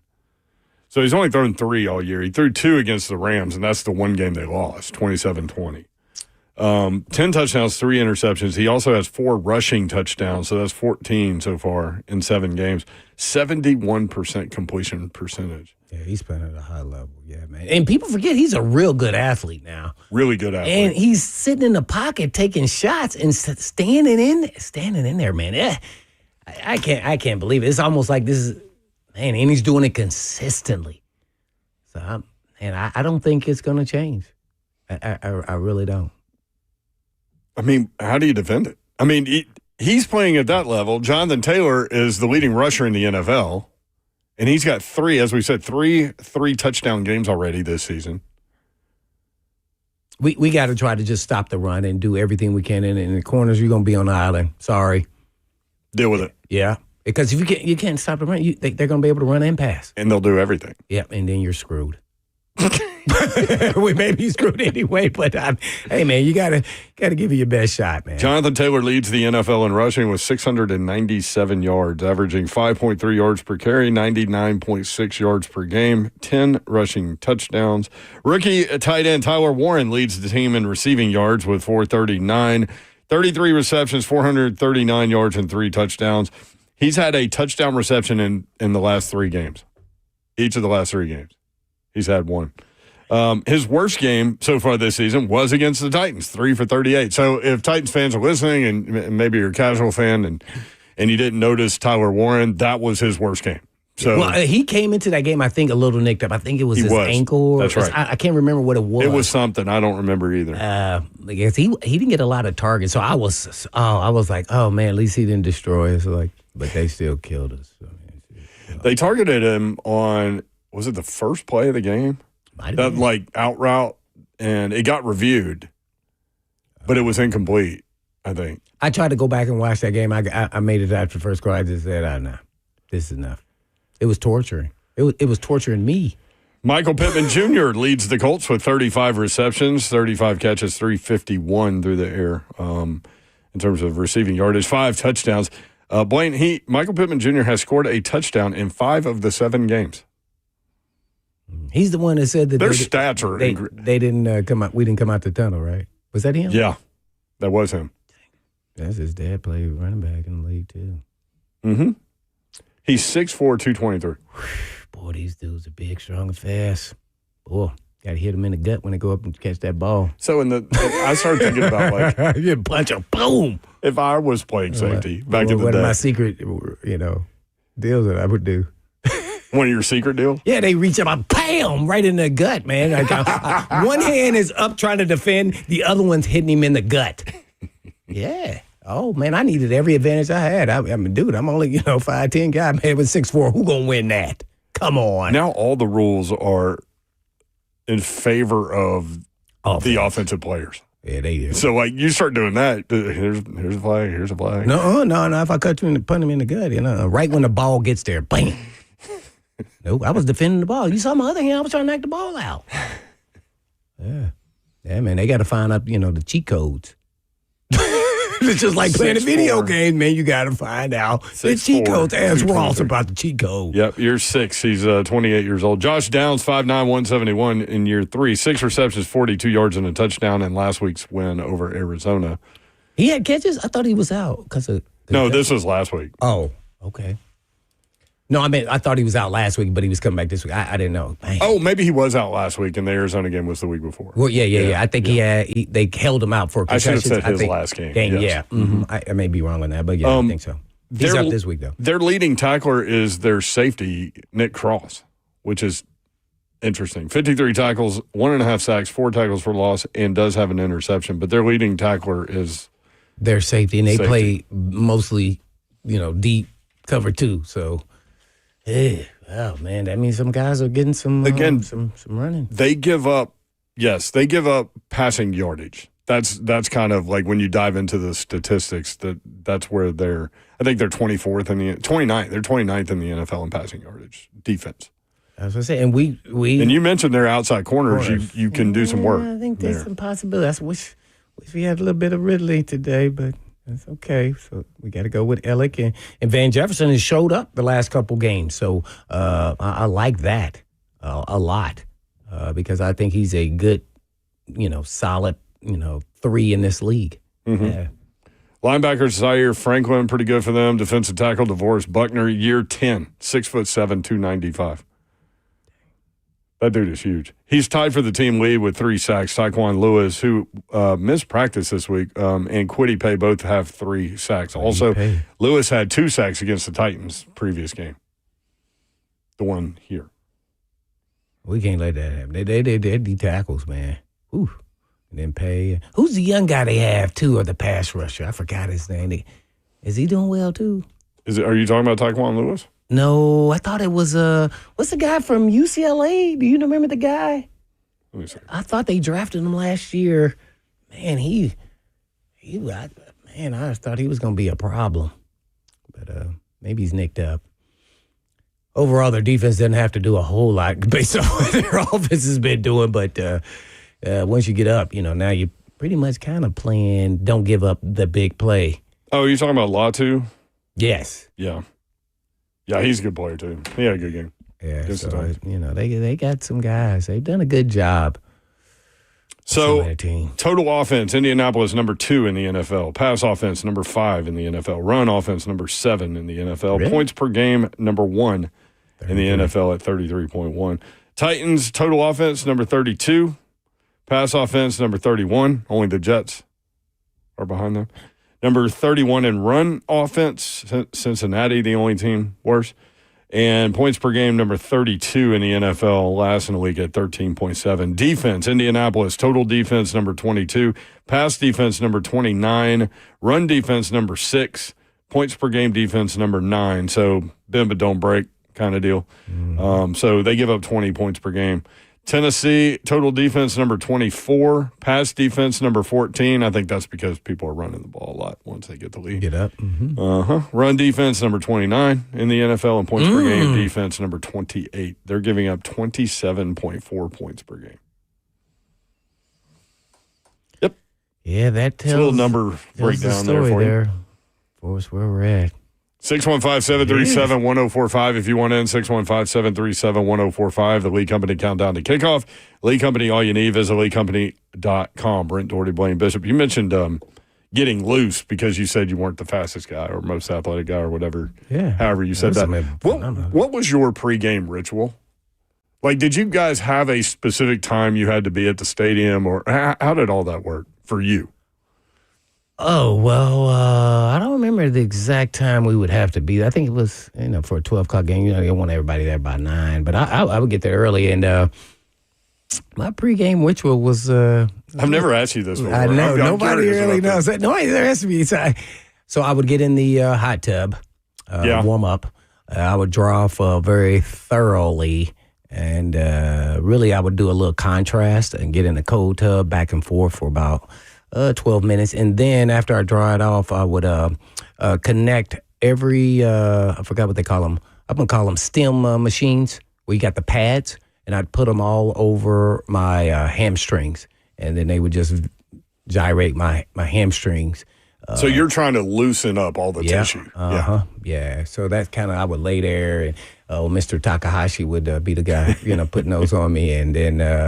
And then I would, go out there once I got dressed, not fully dressed, but you get there early enough where you can go out there on your own and you trying to do doing your track workout that I would do in the off season and to get warmed up with all the hip flexor movements. And now they do a lot of more bands than I did, but I would use the band too as well. And just to make sure I got a good lather, warmed up, and got a good sweat, see where my body's at, see if I can, do some things that I'm capable of and make sure I'm on the right track. And then being explosive. That was really my big ticket to me is your short area quickness as a defensive back was always great and can make you look faster than you really are. So for a 10-yard window, 10 to 5 yards, I could get to a guy pretty quick. And because if we're going to get in a foot race, I'm not going to win no 50-yard foot race. Not with some of these dudes that were in the league that were super fast like that. And that's where I would be. And then I'd come back in and I would listen to some, relaxing music. I didn't get no hype music. I was already a hype guy. So I didn't need the hype. I need to relax. So go like calm yourself. Yeah. So then I would play loose instead of tense. And always for me, I had to get that first contact, whether I was tackling somebody or somebody hit me or blocking me or whatever. I had to get that out the way as soon as possible so that I could just play and go and believe in all my preparation of how I prepared for the game and what I was seeing out there and play free. And I thought I was a very instinctive player, but it was based off of film study. And, I had a photographic memory. A lot of people didn't know that. And so when they lined up, I thought I knew that 3 plays they're going to run, and I know them right now. As soon as the ball's like, I'm gone. So based on formation, there's only a certain amount of things they can do.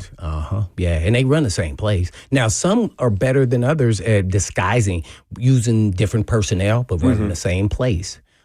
So that I would lean into that all day. So, coaches would sit there and be like, our own coaches, we watch a film like, hey, Blaine, why are you already moving before the ball snap?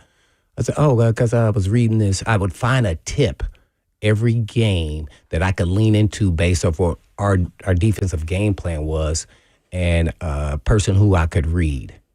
And for a safety, everybody's just watching the ball. Well, I never watched the ball. I never watched the ball. I would watch the uncovered lineman because in the NFL, if you take one step down the field, you can't do that because it would be illegal man down the field. So I know immediately if it's run or pass. So the uncovered lineman means a guy doesn't have a defensive tackle or in front of him. And that picking the right guy would determine that. And once they take off, I'm getting my eyes focused on that. And I had such a focus.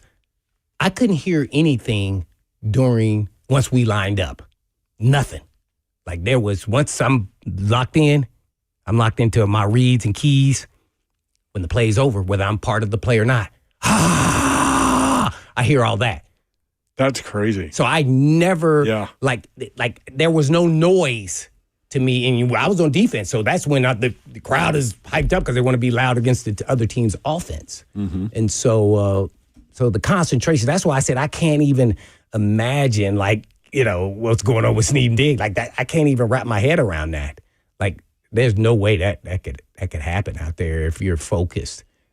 So when you first read that, what was your reaction? So Stephon, for those that don't know, Stephon Diggs talking about a touchdown he had against the Titans, and he said it was lazy corner play and lazy safety play. Like when you read that, what does that do to a competitive athlete to read something like that? Because we're talking about all A personalities, very, competitive. You're talking about like really cancerous type competitive nature there at anything you do. I don't care if you're playing checkers or, playing football. That was just, I couldn't really relate. I was like, what? Like, how is this being said? He said that? Oh, man. And so to me, they identified that in films at some point in time, or maybe in game, like before, a quarter before or something. To say that word lazy is just like, if anything, you could say, oh, he's playing overly aggressive. Yeah, that's not bad, right? But I can't even imagine something like that being said about any player at any generation at any point in time. That's really insulting. Very. Yeah, and if it's not, it's a problem. Yeah, if not, it's a problem. Yeah, I would be pissed off. I used to always say I'm pissed off for greatness. Yeah, Emmett Jones on YouTube says he remembers Blaine Bishop acupuncture story about helping your hamstrings. Yeah, I did pretty much. Did that hurt? No, not really. It's a bunch of needles, man. Yeah, well, you desperate times, desperate measures. I mean, so, I had done things I had never done before, like all that routine there. I didn't do that in college. So I had learned along the way, listening to vets and people who are in the industry, kind of teaching you how to, get the most out of your body that you could. I did the acupuncture. I did acupuncture on my head. Oh, yeah. That's what I'm saying. I did. What was that movie, Hellraiser? That guy? Yeah, something like that. Pinhead? Something like that. So, and a lot of it was just to make sure I stayed focused, and also to, you always, every offseason, I was making sure I got my brain checked, because it's a violent sport, and a lot of people at that time didn't talk a lot about, concussions and things of that nature, and we would just say, oh, I got dinged, you got dinged, and then you just a little woozy, and then, so just always had to make sure you had to wear a mouthpiece, because there was probably about 3 or 4 years where I didn't wear a mouthpiece. Really? No, the trainer said, Blaine, you got to wear a mouthpiece or you can't play. I said, but they can't hear mine when I change the calls. He's like, I was trying to get him, because I would always also want gum out there in my mouth so I could chew and relax and put me into this kind of There's a rhythm mode. to it. Yeah. Gum chewing, yeah. And so I couldn't do that with a mouthpiece. So, eventually I had to give that up. But, there was a lot of different things that I would do. I mean, I did everything. Pilates, ballet, I did it all, man. Blaine, did y'all have activation lifts on game days? Or no? Activation lift? No, not on game day. No. Wow. No, not on game day. Because the games are too early. So we're talking about you play at 12 o'clock kickoff? Yeah. But, some guys may have done that. On their own? On their own. Yeah. I was so like Mac slept.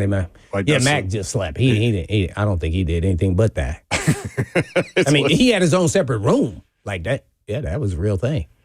I've heard stories about them going on the road, and like one of the things they had to do was find a place where he could take a nap. Yeah. That was so. Everybody had their own little thing, So, but whatever works for you. So that's what you got to do.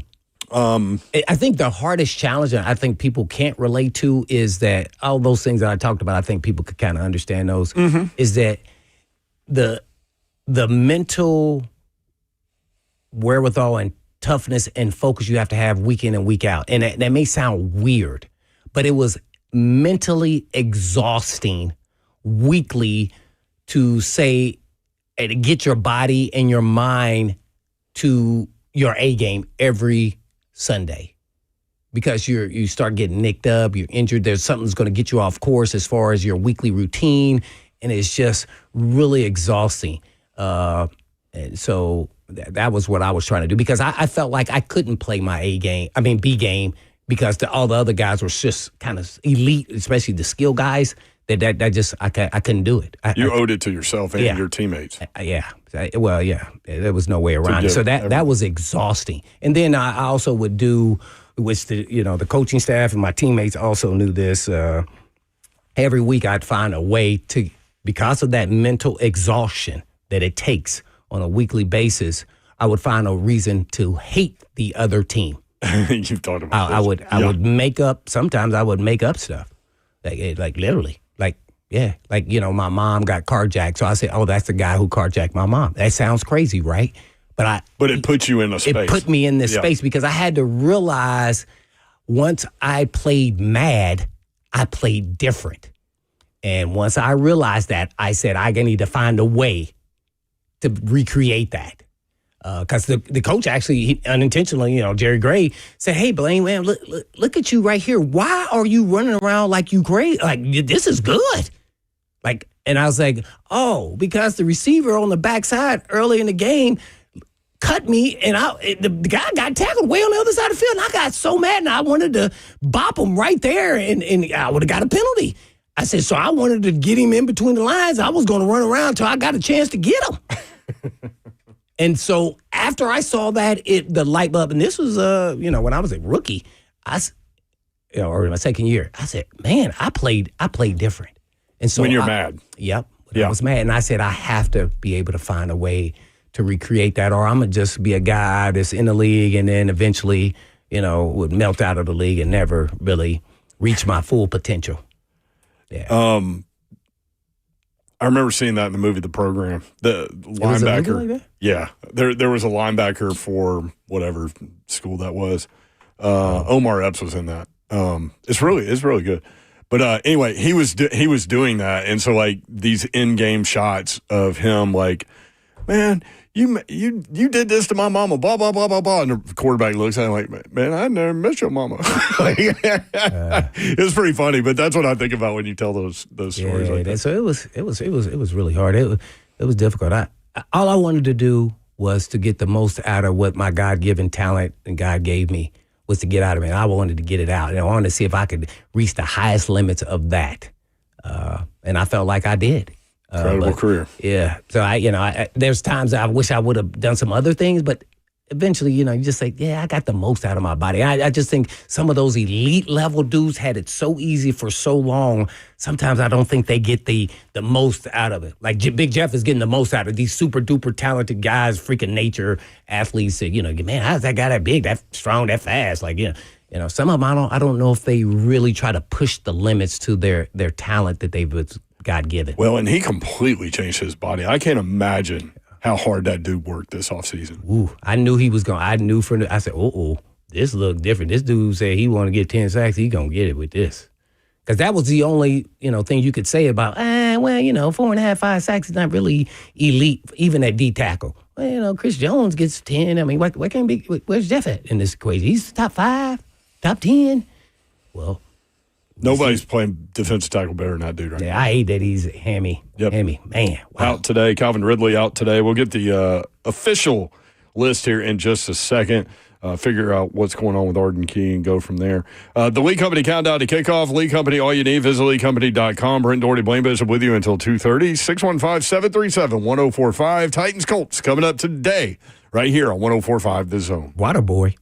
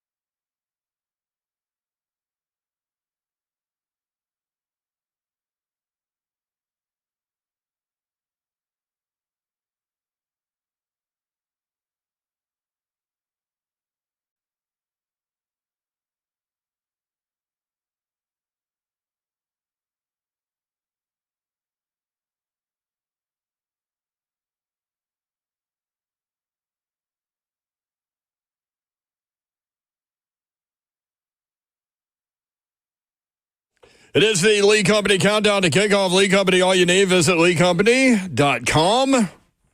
Brent Doherty, Blaine Bishop with you, 615-737-1045. Big Jeff is out. Calvin Ridley is out. With Big Jeff out, Blaine, Jonathan Taylor's got to be licking his chops. Yes, of course he is. And I'm sure the reason why I say that because, you never underestimate a guy who's getting his opportunity. Now, nobody's going to play up to the level of Big Jeff. Let's get rid of that. He has some talent that most don't have. Right. So, but, some may, equalize that with, their effort and just being relentless. So whoever gets that opportunity, that's why I said the young players are guys who, you got to rise to the occasion here, whether you win, lose, or draw, just because it's an opportunity. So you just never know how that plays out. You may find out something, even as the Titans are watching, like, whoa, hey, man, we didn't think we had this guy. We need to start having him more in the rotation. Or Sweat all of a sudden now that he's been back, got his feet wet a little bit.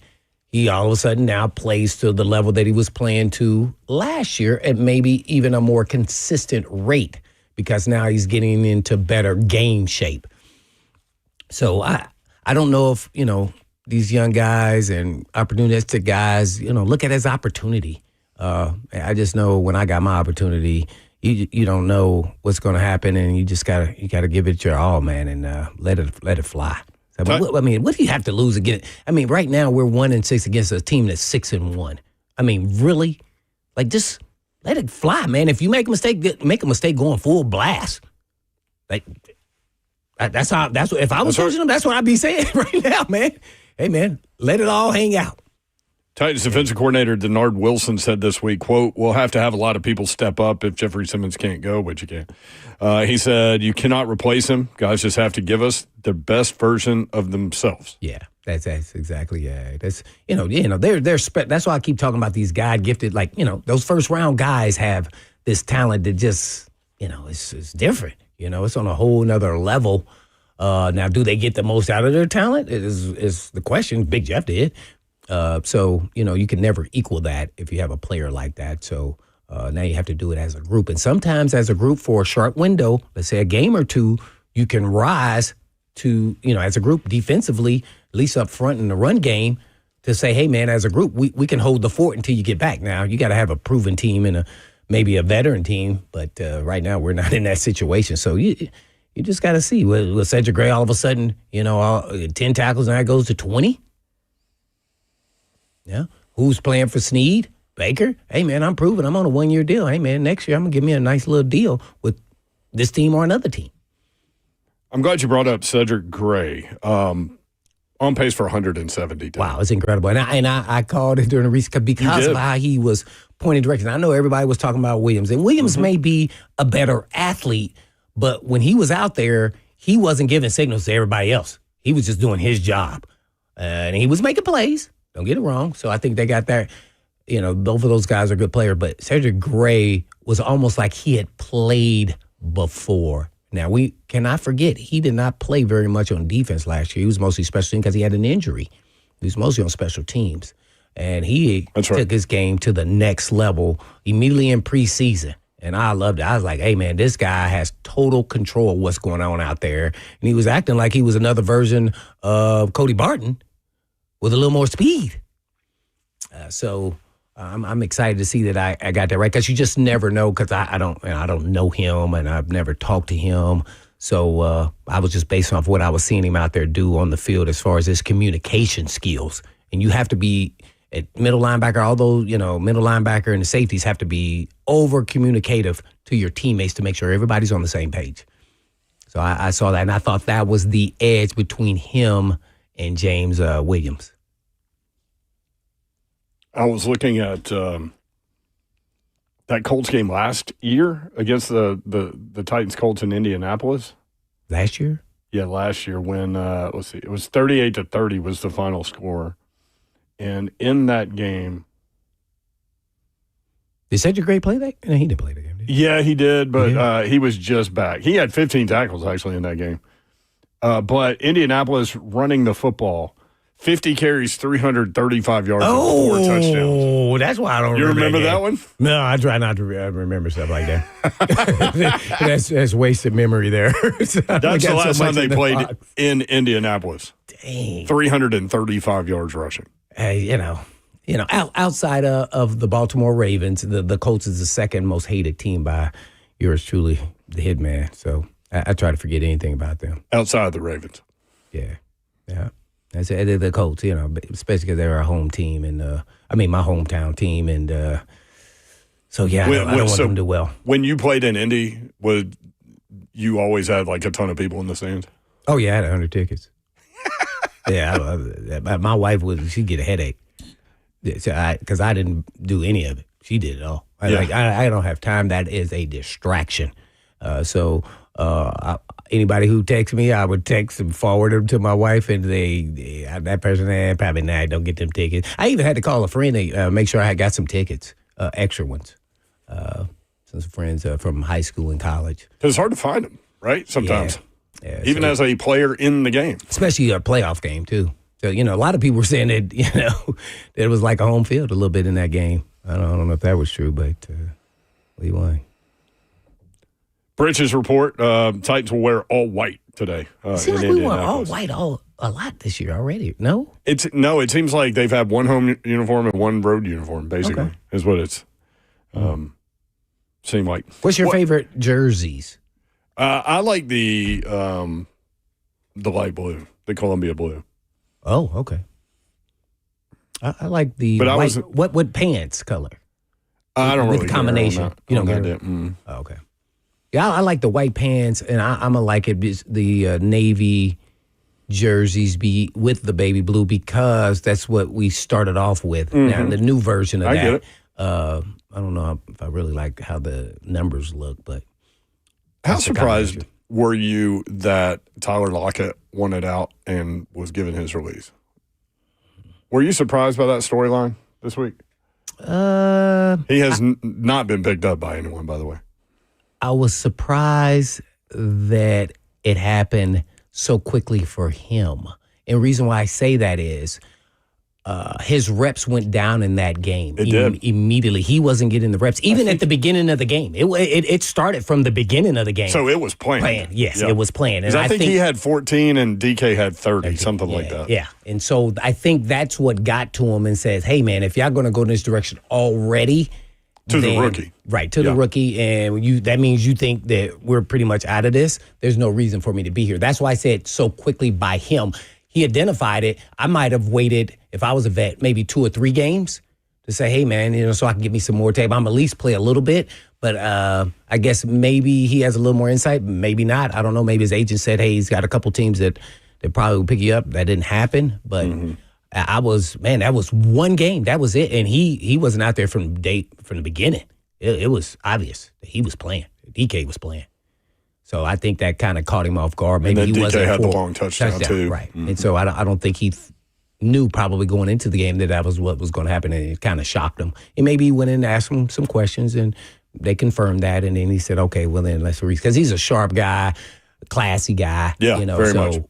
He handled it like a pro. Mm-hmm. Mm-hmm. Available 24/7. Put Lee Company on your team to tackle your home's heating, air conditioning, plumbing, and electrical problems. Schedule online at leecompany.com. Lee Company, all you need. 615-737-1045. Let's go to Terry in Tullahoma, Tennessee. Terry, what's up? Scary Terry.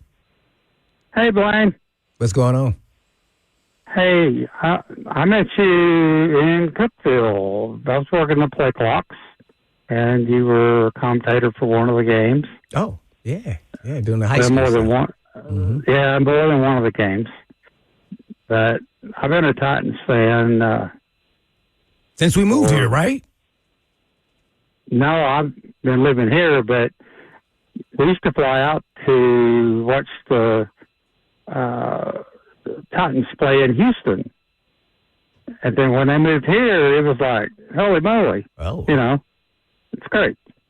But my point is, I think that we need to stay in the weight room more because we have so many injuries that They were reading the injury list earlier. So what are your thoughts on? Oh. Hey, Terry, thank you for calling, man. Appreciate it. I was actually born in Tullahoma. What's that? Oh, you were? Mm-hmm. Oh, okay, cool. Man, I don't. I haven't noticed more injuries with this group compared with other teams, really. Like, nothing really stands out numerically to me. Wrong, but they did, some years back, that became a thing, A couple of those Vrabel teams were dramatically affected by it. I've really seen that. I guess maybe he's talking about her over the last 2 weeks. It's funny, now these last 2 weeks, we didn't start off too good. All of a sudden now it's kind of all these guys are naked up. I don't know. Only thing that would really, as a teammate, is always like the strains, come on, can you play? And see, I just be like, hey, man, can you play? I mean, everybody is injured to a certain extent at this point in time. Once the season starts, all bets are off. Man, there could have been many a game like, man, hey, my knee is killing me right now. Man, it's swollen. I can't. Man, I'm like, hey, coach, I'm going to have to be jogging around out there at practice. I ain't going to be flying around and, running, I may get up to about 60%. I think I'll be ready to go, though. So, it's a different era. The league is different now. Yeah. Also, too. So we got more protection for the players. I haven't noticed anything this year being abnormal. I really, really haven't. But, I didn't even see Arden Key got injured, a couple of weeks ago. So that was from practice, right? Mm-hmm. Yeah, that's really weird. But, man. And then if you play him, if he's on the trade block, when he's got like a quad injury, I don't know the extent of his quad injury. Obviously, he's getting close. But do you play him or do you say, we're going to trade him so we don't want to make it worse? I think those are fair questions. So that's kind of where I'm at on the middle. It's a fine line right there. Right. You're praying if you play him like, hey, stay healthy, because we got this in our back pocket. We're going to get a 5th-round pick for him. And that may be true or not true, but that's that was GM's making those calls and the coach and everybody and Brinker, man. That's a tough call right there, man. I was watching, I forgot what it was where, GMs were talking about how that's what it was. It was on CBS Sports, and it was Rand Carthon. Oh, yeah? Mm-hmm. He was CBS Sports last weekend, and he was talking about how all these guys are on the trade block and how, as a GM, you're just kind of conflicted because you're going to trade them and they still play and you're just hoping they don't get injured. Yeah. That's all funny. That is interesting. It was funny. And he was talking about Arden Key. It was some other guys, too, that he mentioned on other teams, but that's where I got the San Francisco stuff from. I was going to say, I saw a funny TikTok with Rand on it on the CBS account. Yeah. They were doing one of those things to like build a team of current players, and it would like a filter with different teams, whichever one it landed on, you had to pick somebody. Well, like the third team, they landed on was the Titans. And they were like, we can use a skip here if we want to. And they panned it to Rand, and he was just like, yeah, skip. I was like, you're kind of a part of that too, bro. Yeah, a little bit. He definitely was. Rand's a funny dude. I love Rand. Yeah, he did. He was doing a good job, dude, broadcasting. Scoreboard update. Miami leading Atlanta in the third quarter 17-3. How about that? Dolphins at 1-6, Falcons at 3-3. Bengals leading the Jets 24-13. Bengals haven't won since Joe Burrow. Right? No, Flacco went nuts. I forgot about that one. Steelers, yeah. Because I thought the Steelers were going to win a game, and I wake up the next day like, oh, my. It was Flacco against Rodgers. They're both 40. 40, yeah, that was Flacco right now is 17 of 22 for 182 and 2 touchdowns. Look at that. 131 passer rating. Bengals leading the Jets. Jets trying to get to 0-8. Trying to beat the Titans to 0-8. Patriots leading Cleveland 16-7. Patriots trying to get to 6-2. Eagles 21, Giants 10. All these games in the third quarter.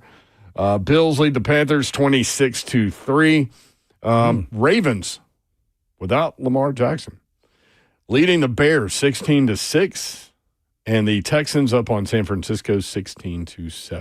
So those are that's your scoreboard as we go through the noon games. The League Company Countdown to Kickoff. League Company, all you need. Visit them online, leaguecompany.com if you want in. Blaine and I have you, Brent Doherty, Blaine Bishop, until 2:30 today. Titans Radio will take over at that point. We'll be right back. 3HL is on tomorrow, not right now. Countdown to kickoff is on right now. Blake Levin. 615-737-1045.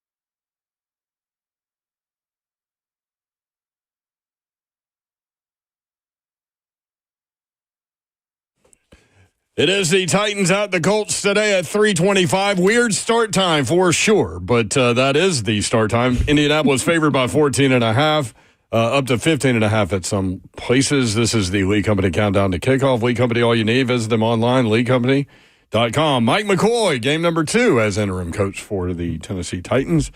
The inactive list is out for the Tennessee Titans. Inactive today, wide receiver Calvin Ridley, defensive tackle Jeffrey Simmons, wide receiver Bryce Oliver, offensive lineman Blake Hance, offensive tackle Brandon Crenshaw Dixon, and outside linebacker Arden Key. Inactive. Yeah, you got to keep him healthy. So you can trade him? I don't disagree with you, man. I don't know how it works. I'm like, man. I just know if I'm trying to, if I'm a playoff caliber team and I'm trying to get better, I would love to have 10, 15 snaps from that dude. Yeah. Veteran Not guy. as a starting player necessarily, but certainly you could use those. Quality use him as reps. a piece. Yeah. I'll get you Indianapolis when I get them. If you want in, 615-737-1045. This news from Mike Garafolo from the Giants. Cameron Scatabo has a dislocated ankle, was taken to a local hospital for further evaluation. Ooh, you talking about, I didn't think there was ever going to be another version of Mike Allscott, but that is as close as you going to get is that guy. Woo. Boy, he a dog. I mean, he rumbles. He don't be stumbling. Bumbling. He come right at you. So that's big right there, man. He did have a touchdown, too, before he got hurt, in case anyone listening is interested in that for certain reasons. Yeah. Oh. Just talking about betting, right? Or fantasy football. Yeah, fantasy football. Oh, fantasy, okay. But, yeah, anytime touchdowns also. That you bet on that one? No, I don't do that fantasy? necessarily. Oh, okay. Not a whole lot. I don't do fantasy football at all. No. Did you ever get into that after you got done? Yeah, but I was never really paying attention to it, so I was always getting like last place of the group that we were in, just kind of having fun with, so I stopped. I mean, I can't. I'm not good at any of that, let alone I admire the people or anything. I admire the people that do fantasy baseball because you got to change that lineup every day. Oh, that'd be so exhausting. I can't. Previous meeting, Colts won here in Nashville on September 21st, 41-20. We were at that game together, as a matter of fact. Ugh. Daniel Jones that day playing 18-25, 228, and a touchdown, no interceptions, 4 carries, 27 yards. Jonathan Taylor, 17 carries, 102 yards, and 3 touchdowns. Michael Pittman Jr. had 6 for 73, and a touchdown. Tyquan Lewis had 2 sacks in that game. Again, Daniel Jones, number 5 in the NFL in passing yardage. He's only had 2 games where he's thrown an interception. Jonathan Taylor leads the NFL in rushing with 697 yards. He's averaging 99.6 yards per game, 5.3 yards per carry, 10 rushing touchdowns. He has 3 games with 3 touchdowns. Rookie tight end Tyler Warren leads the team in receiving yardage with 439. He's 6'6", 256. 33 receptions, 439 yards, and 3 touchdowns. He's had a touchdown in 3 consecutive games. His worst game so far this season was against the Titans, 3 for 38. Michael Pittman Jr. leads the Colts with 35 receptions, 35 catches, 351 yards, and 5 touchdowns. He's had a touchdown in 5 of the 7 games that they have played this year. And then Josh Davis, 5'9", 171 in year 3. In his last game, 6 receptions, 42 yards, and a touchdown. Tyquan Lewis is that who you said earlier?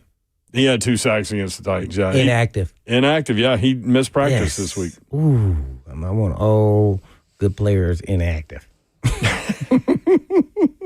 Do you have others? Well, I'm just looking at their Twitter handle. That's how I saw it. Samson, I can't even begin to announce. I really kind of go through. You got to pull it up? Yeah. Yeah, go ahead, go through. Samson Ebukam is inactive. Running back DJ Giddens, Tyquan Lewis, obviously, and then a few rotational guys: safety Ruben Lowry III, tight end Will Mallory, linebacker Chad Muma, and offensive tackle Luke Tenuta. And Ruben Lowry III a practice squad player who was elevated to the Ravens when he was with the practice squad with the Ravens, and he went to UTC. Yep. So he's inactive. Played with someone close to you? Yeah, absolutely. He was the guy I was playing in front of my son. Oh, he was? Yeah, he was the nickel guy. Yeah, great guy, great human being, great family guy. He's originally from Alpharetta, Georgia. Okay. Mm-hmm. Man, a lot of players. Yeah. From the greater that's why we were area. down there when they saw the Ravens. That was his first. He started for the Ravens. Wow. Yeah, and he did pretty good. Good. Offensive line for the Titans, are they just kind of what they are? Because they've got a challenge with Buckner and those guys coming up today. And Dan Moore, Peter Skoronski, Lloyd Cushenberry, Kevin Zeitler, and J.C. Latham. What are you seeing from those guys up front lately? Oh, man. I feel like they're starting to come together a little bit. It just, sometimes the numbers don't always say that. I feel like Moore is at least giving us average. Skoronski, which is a big step up. Yeah. From the past, last. let alone how he kind of started off a little bit. Based off the contract, you always want, elite play, but he's never been an elite player, so we can't ask him to be an elite player. He was a solid player. Only the guys that really gave him issues were those elite level pass rushers. Skoronski, I think, is playing pretty good. Cushenberry is just okay. Him and Zeitler's not playing good to me. He's always got some bad plays coming along here. To be honest, I would have taken Dylan Radins at guard over him for a way cheaper price. That's just me. And then Latham, I know, and this is why a lot of guys don't play injured. Mm-hmm. I wasn't one of those guys, but, they're now saying he's not moving as well because of his injury. So he's kind of fighting through it. But you got to think about all your power source from a big guy and from all players, but necessarily guys in the trenches, is coming from your hip. And so I don't know the extent of his injury. I'm going to just say it's a strained hip muscle. I don't know. And that can affect you. And so you then start, let's say you take an extra step because you're trying not to put as much pressure on that leg than the other, and then that can make your technique a little bad at times. And so he'll show signs of that in a game. And each game there's been 2 games now, he's gotten a little bit better, increasingly better each game. So hoping we're starting to see him come into form. I think he has great potential, and I think he is going to be a good player at tackle. So, just unfortunately he got injured during the preseason. Man, he was looking really good before that. I mean, I thought, man, this guy's going to be exceptional.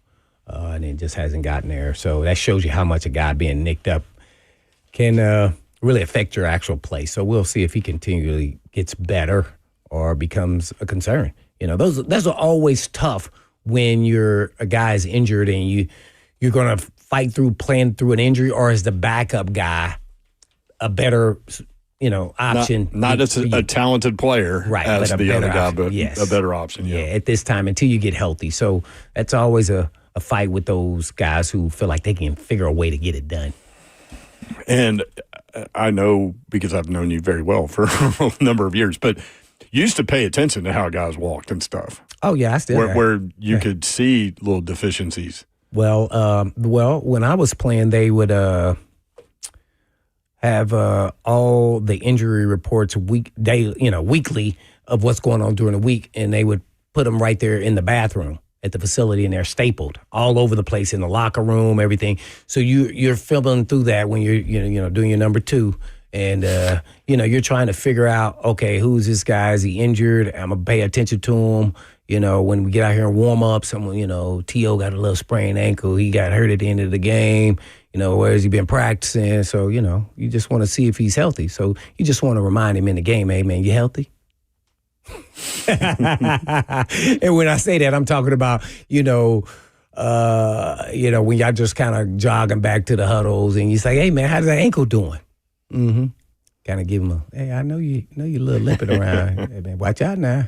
May have to, get a little twist of the ankle at the end there. So everyone that the Titans play is very well aware of the little hip issue with J.C. Latham. Absolutely. Yeah, they are. Yeah, they know. So they figure out, watching film, when they're watching them, okay, this gives him issues. What can he do? Yeah. Mm-hmm. Yeah. So guys are, they want every advantage that you can get. So that's something to watch early, right? Like see how J.C. Latham is especially moving. when they know it's a passing down, whatever down they know, especially third down. Yeah, but Titans never have third and long. Right. Boy. So then that's when it becomes, I don't know.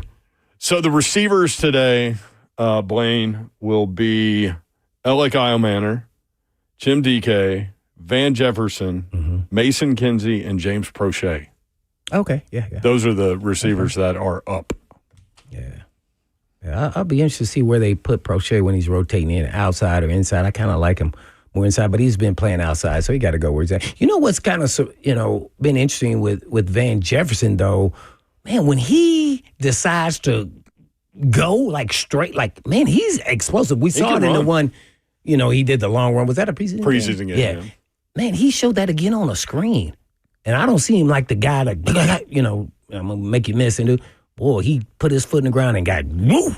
I was like, yeah, he got north and south real quick, and he was filtered through players. I was like, ooh, I don't know, man. Maybe we need to kind of get him a little. And he's had the last 2 games. He's done okay. I think he had 75, and then last week he had, about 45, 50? So he's taking advantage of his opportunities, I think.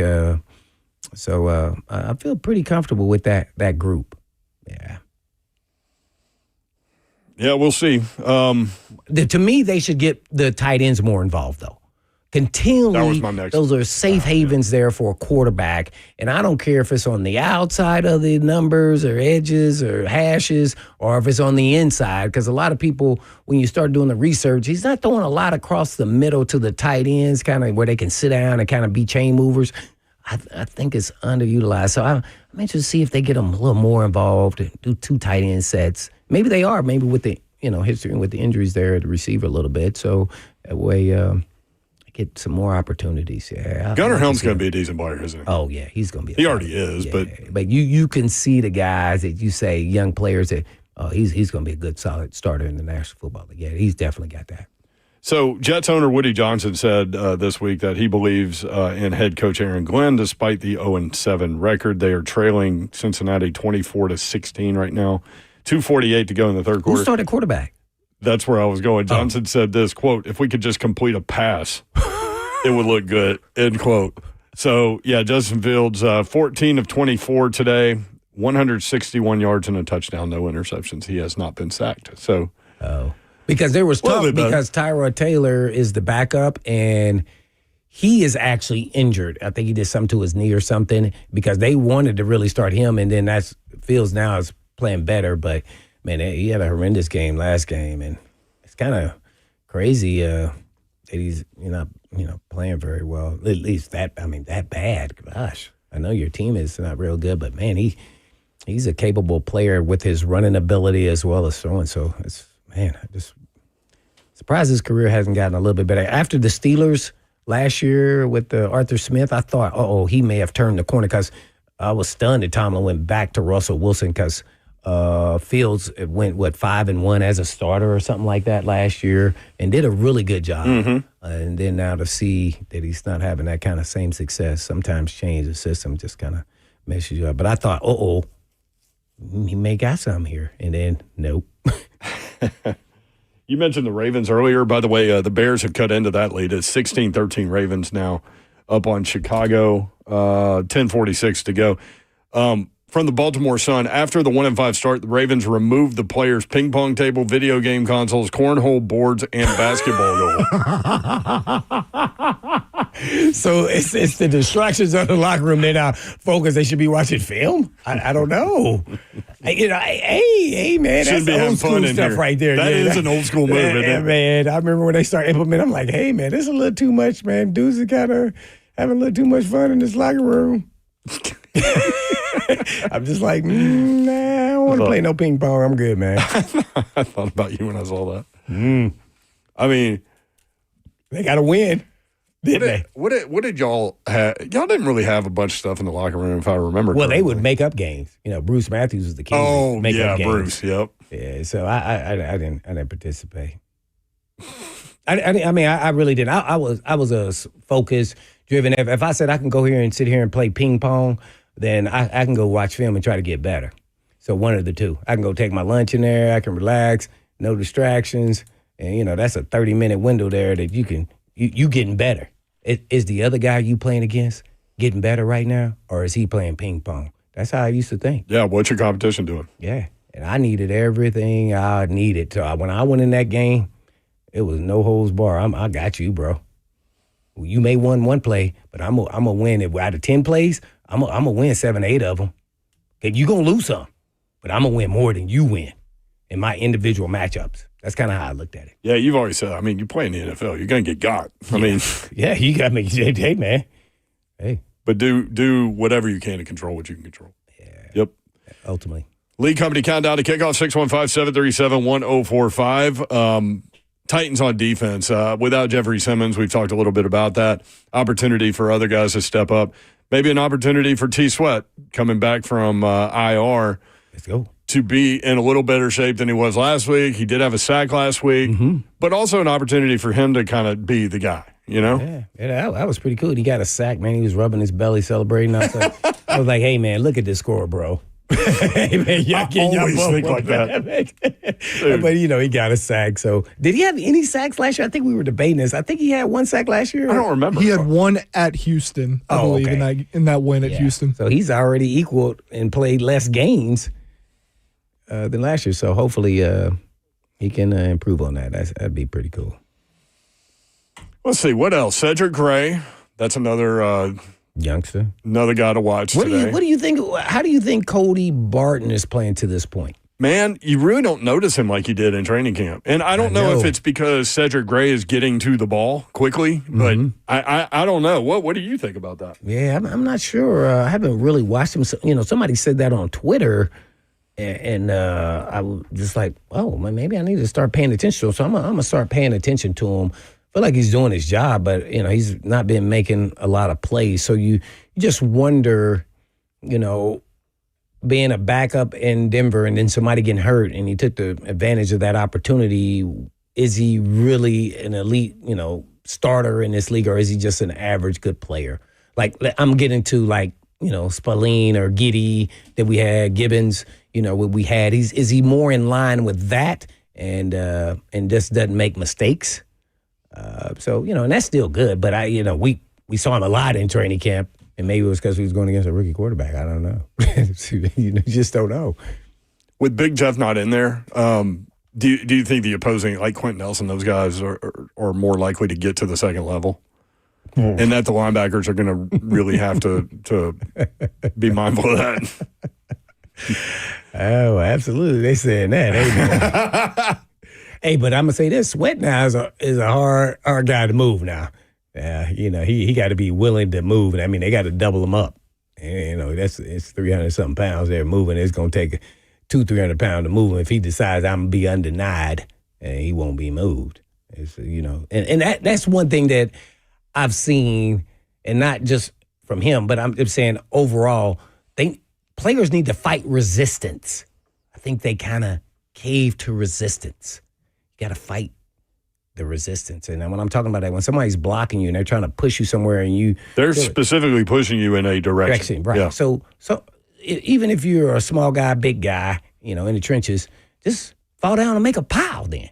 Don't let them keep moving you out. Now you give them more options. Bigger hole. Fall down. You took 2 down. Guess what? No, it took 2 to get you down. They coming with you. Like, hey, let them come on. You got to make sacrifice. This was not your play to make. Somebody else's play to make. So, yeah. I remember my time when I had to do that numerous times. Like, dang, I want to go make this play, but I got contained. So I got to take that outside shoulder, and I got to come, and I got to stay on the outside. I'm like, dang. It's going to look on tape like I got mauled by that offensive lineman or whoever's blocking. I'm like, dang it. One of the worst places to be, on the bottom of a pile. Oh, that is the worst. Especially when you're, a skill guy. Oh, man, it is the worst, man. Were you screaming at people like, hey, get up? One time I had somewhat of a panic attack down there, man. It was bad. I like, hey, man, I can't breathe. Get off of me. I was like, you can't breathe. You're talking. No, man, I can feel like it's closing in. I can't even see daylight. I can't see daylight. Let's think of that. That's how big these humans were on me. Like, oh my gosh. This is, I said, I cannot be. And then they do all kind of crazy stuff to you down there, you know.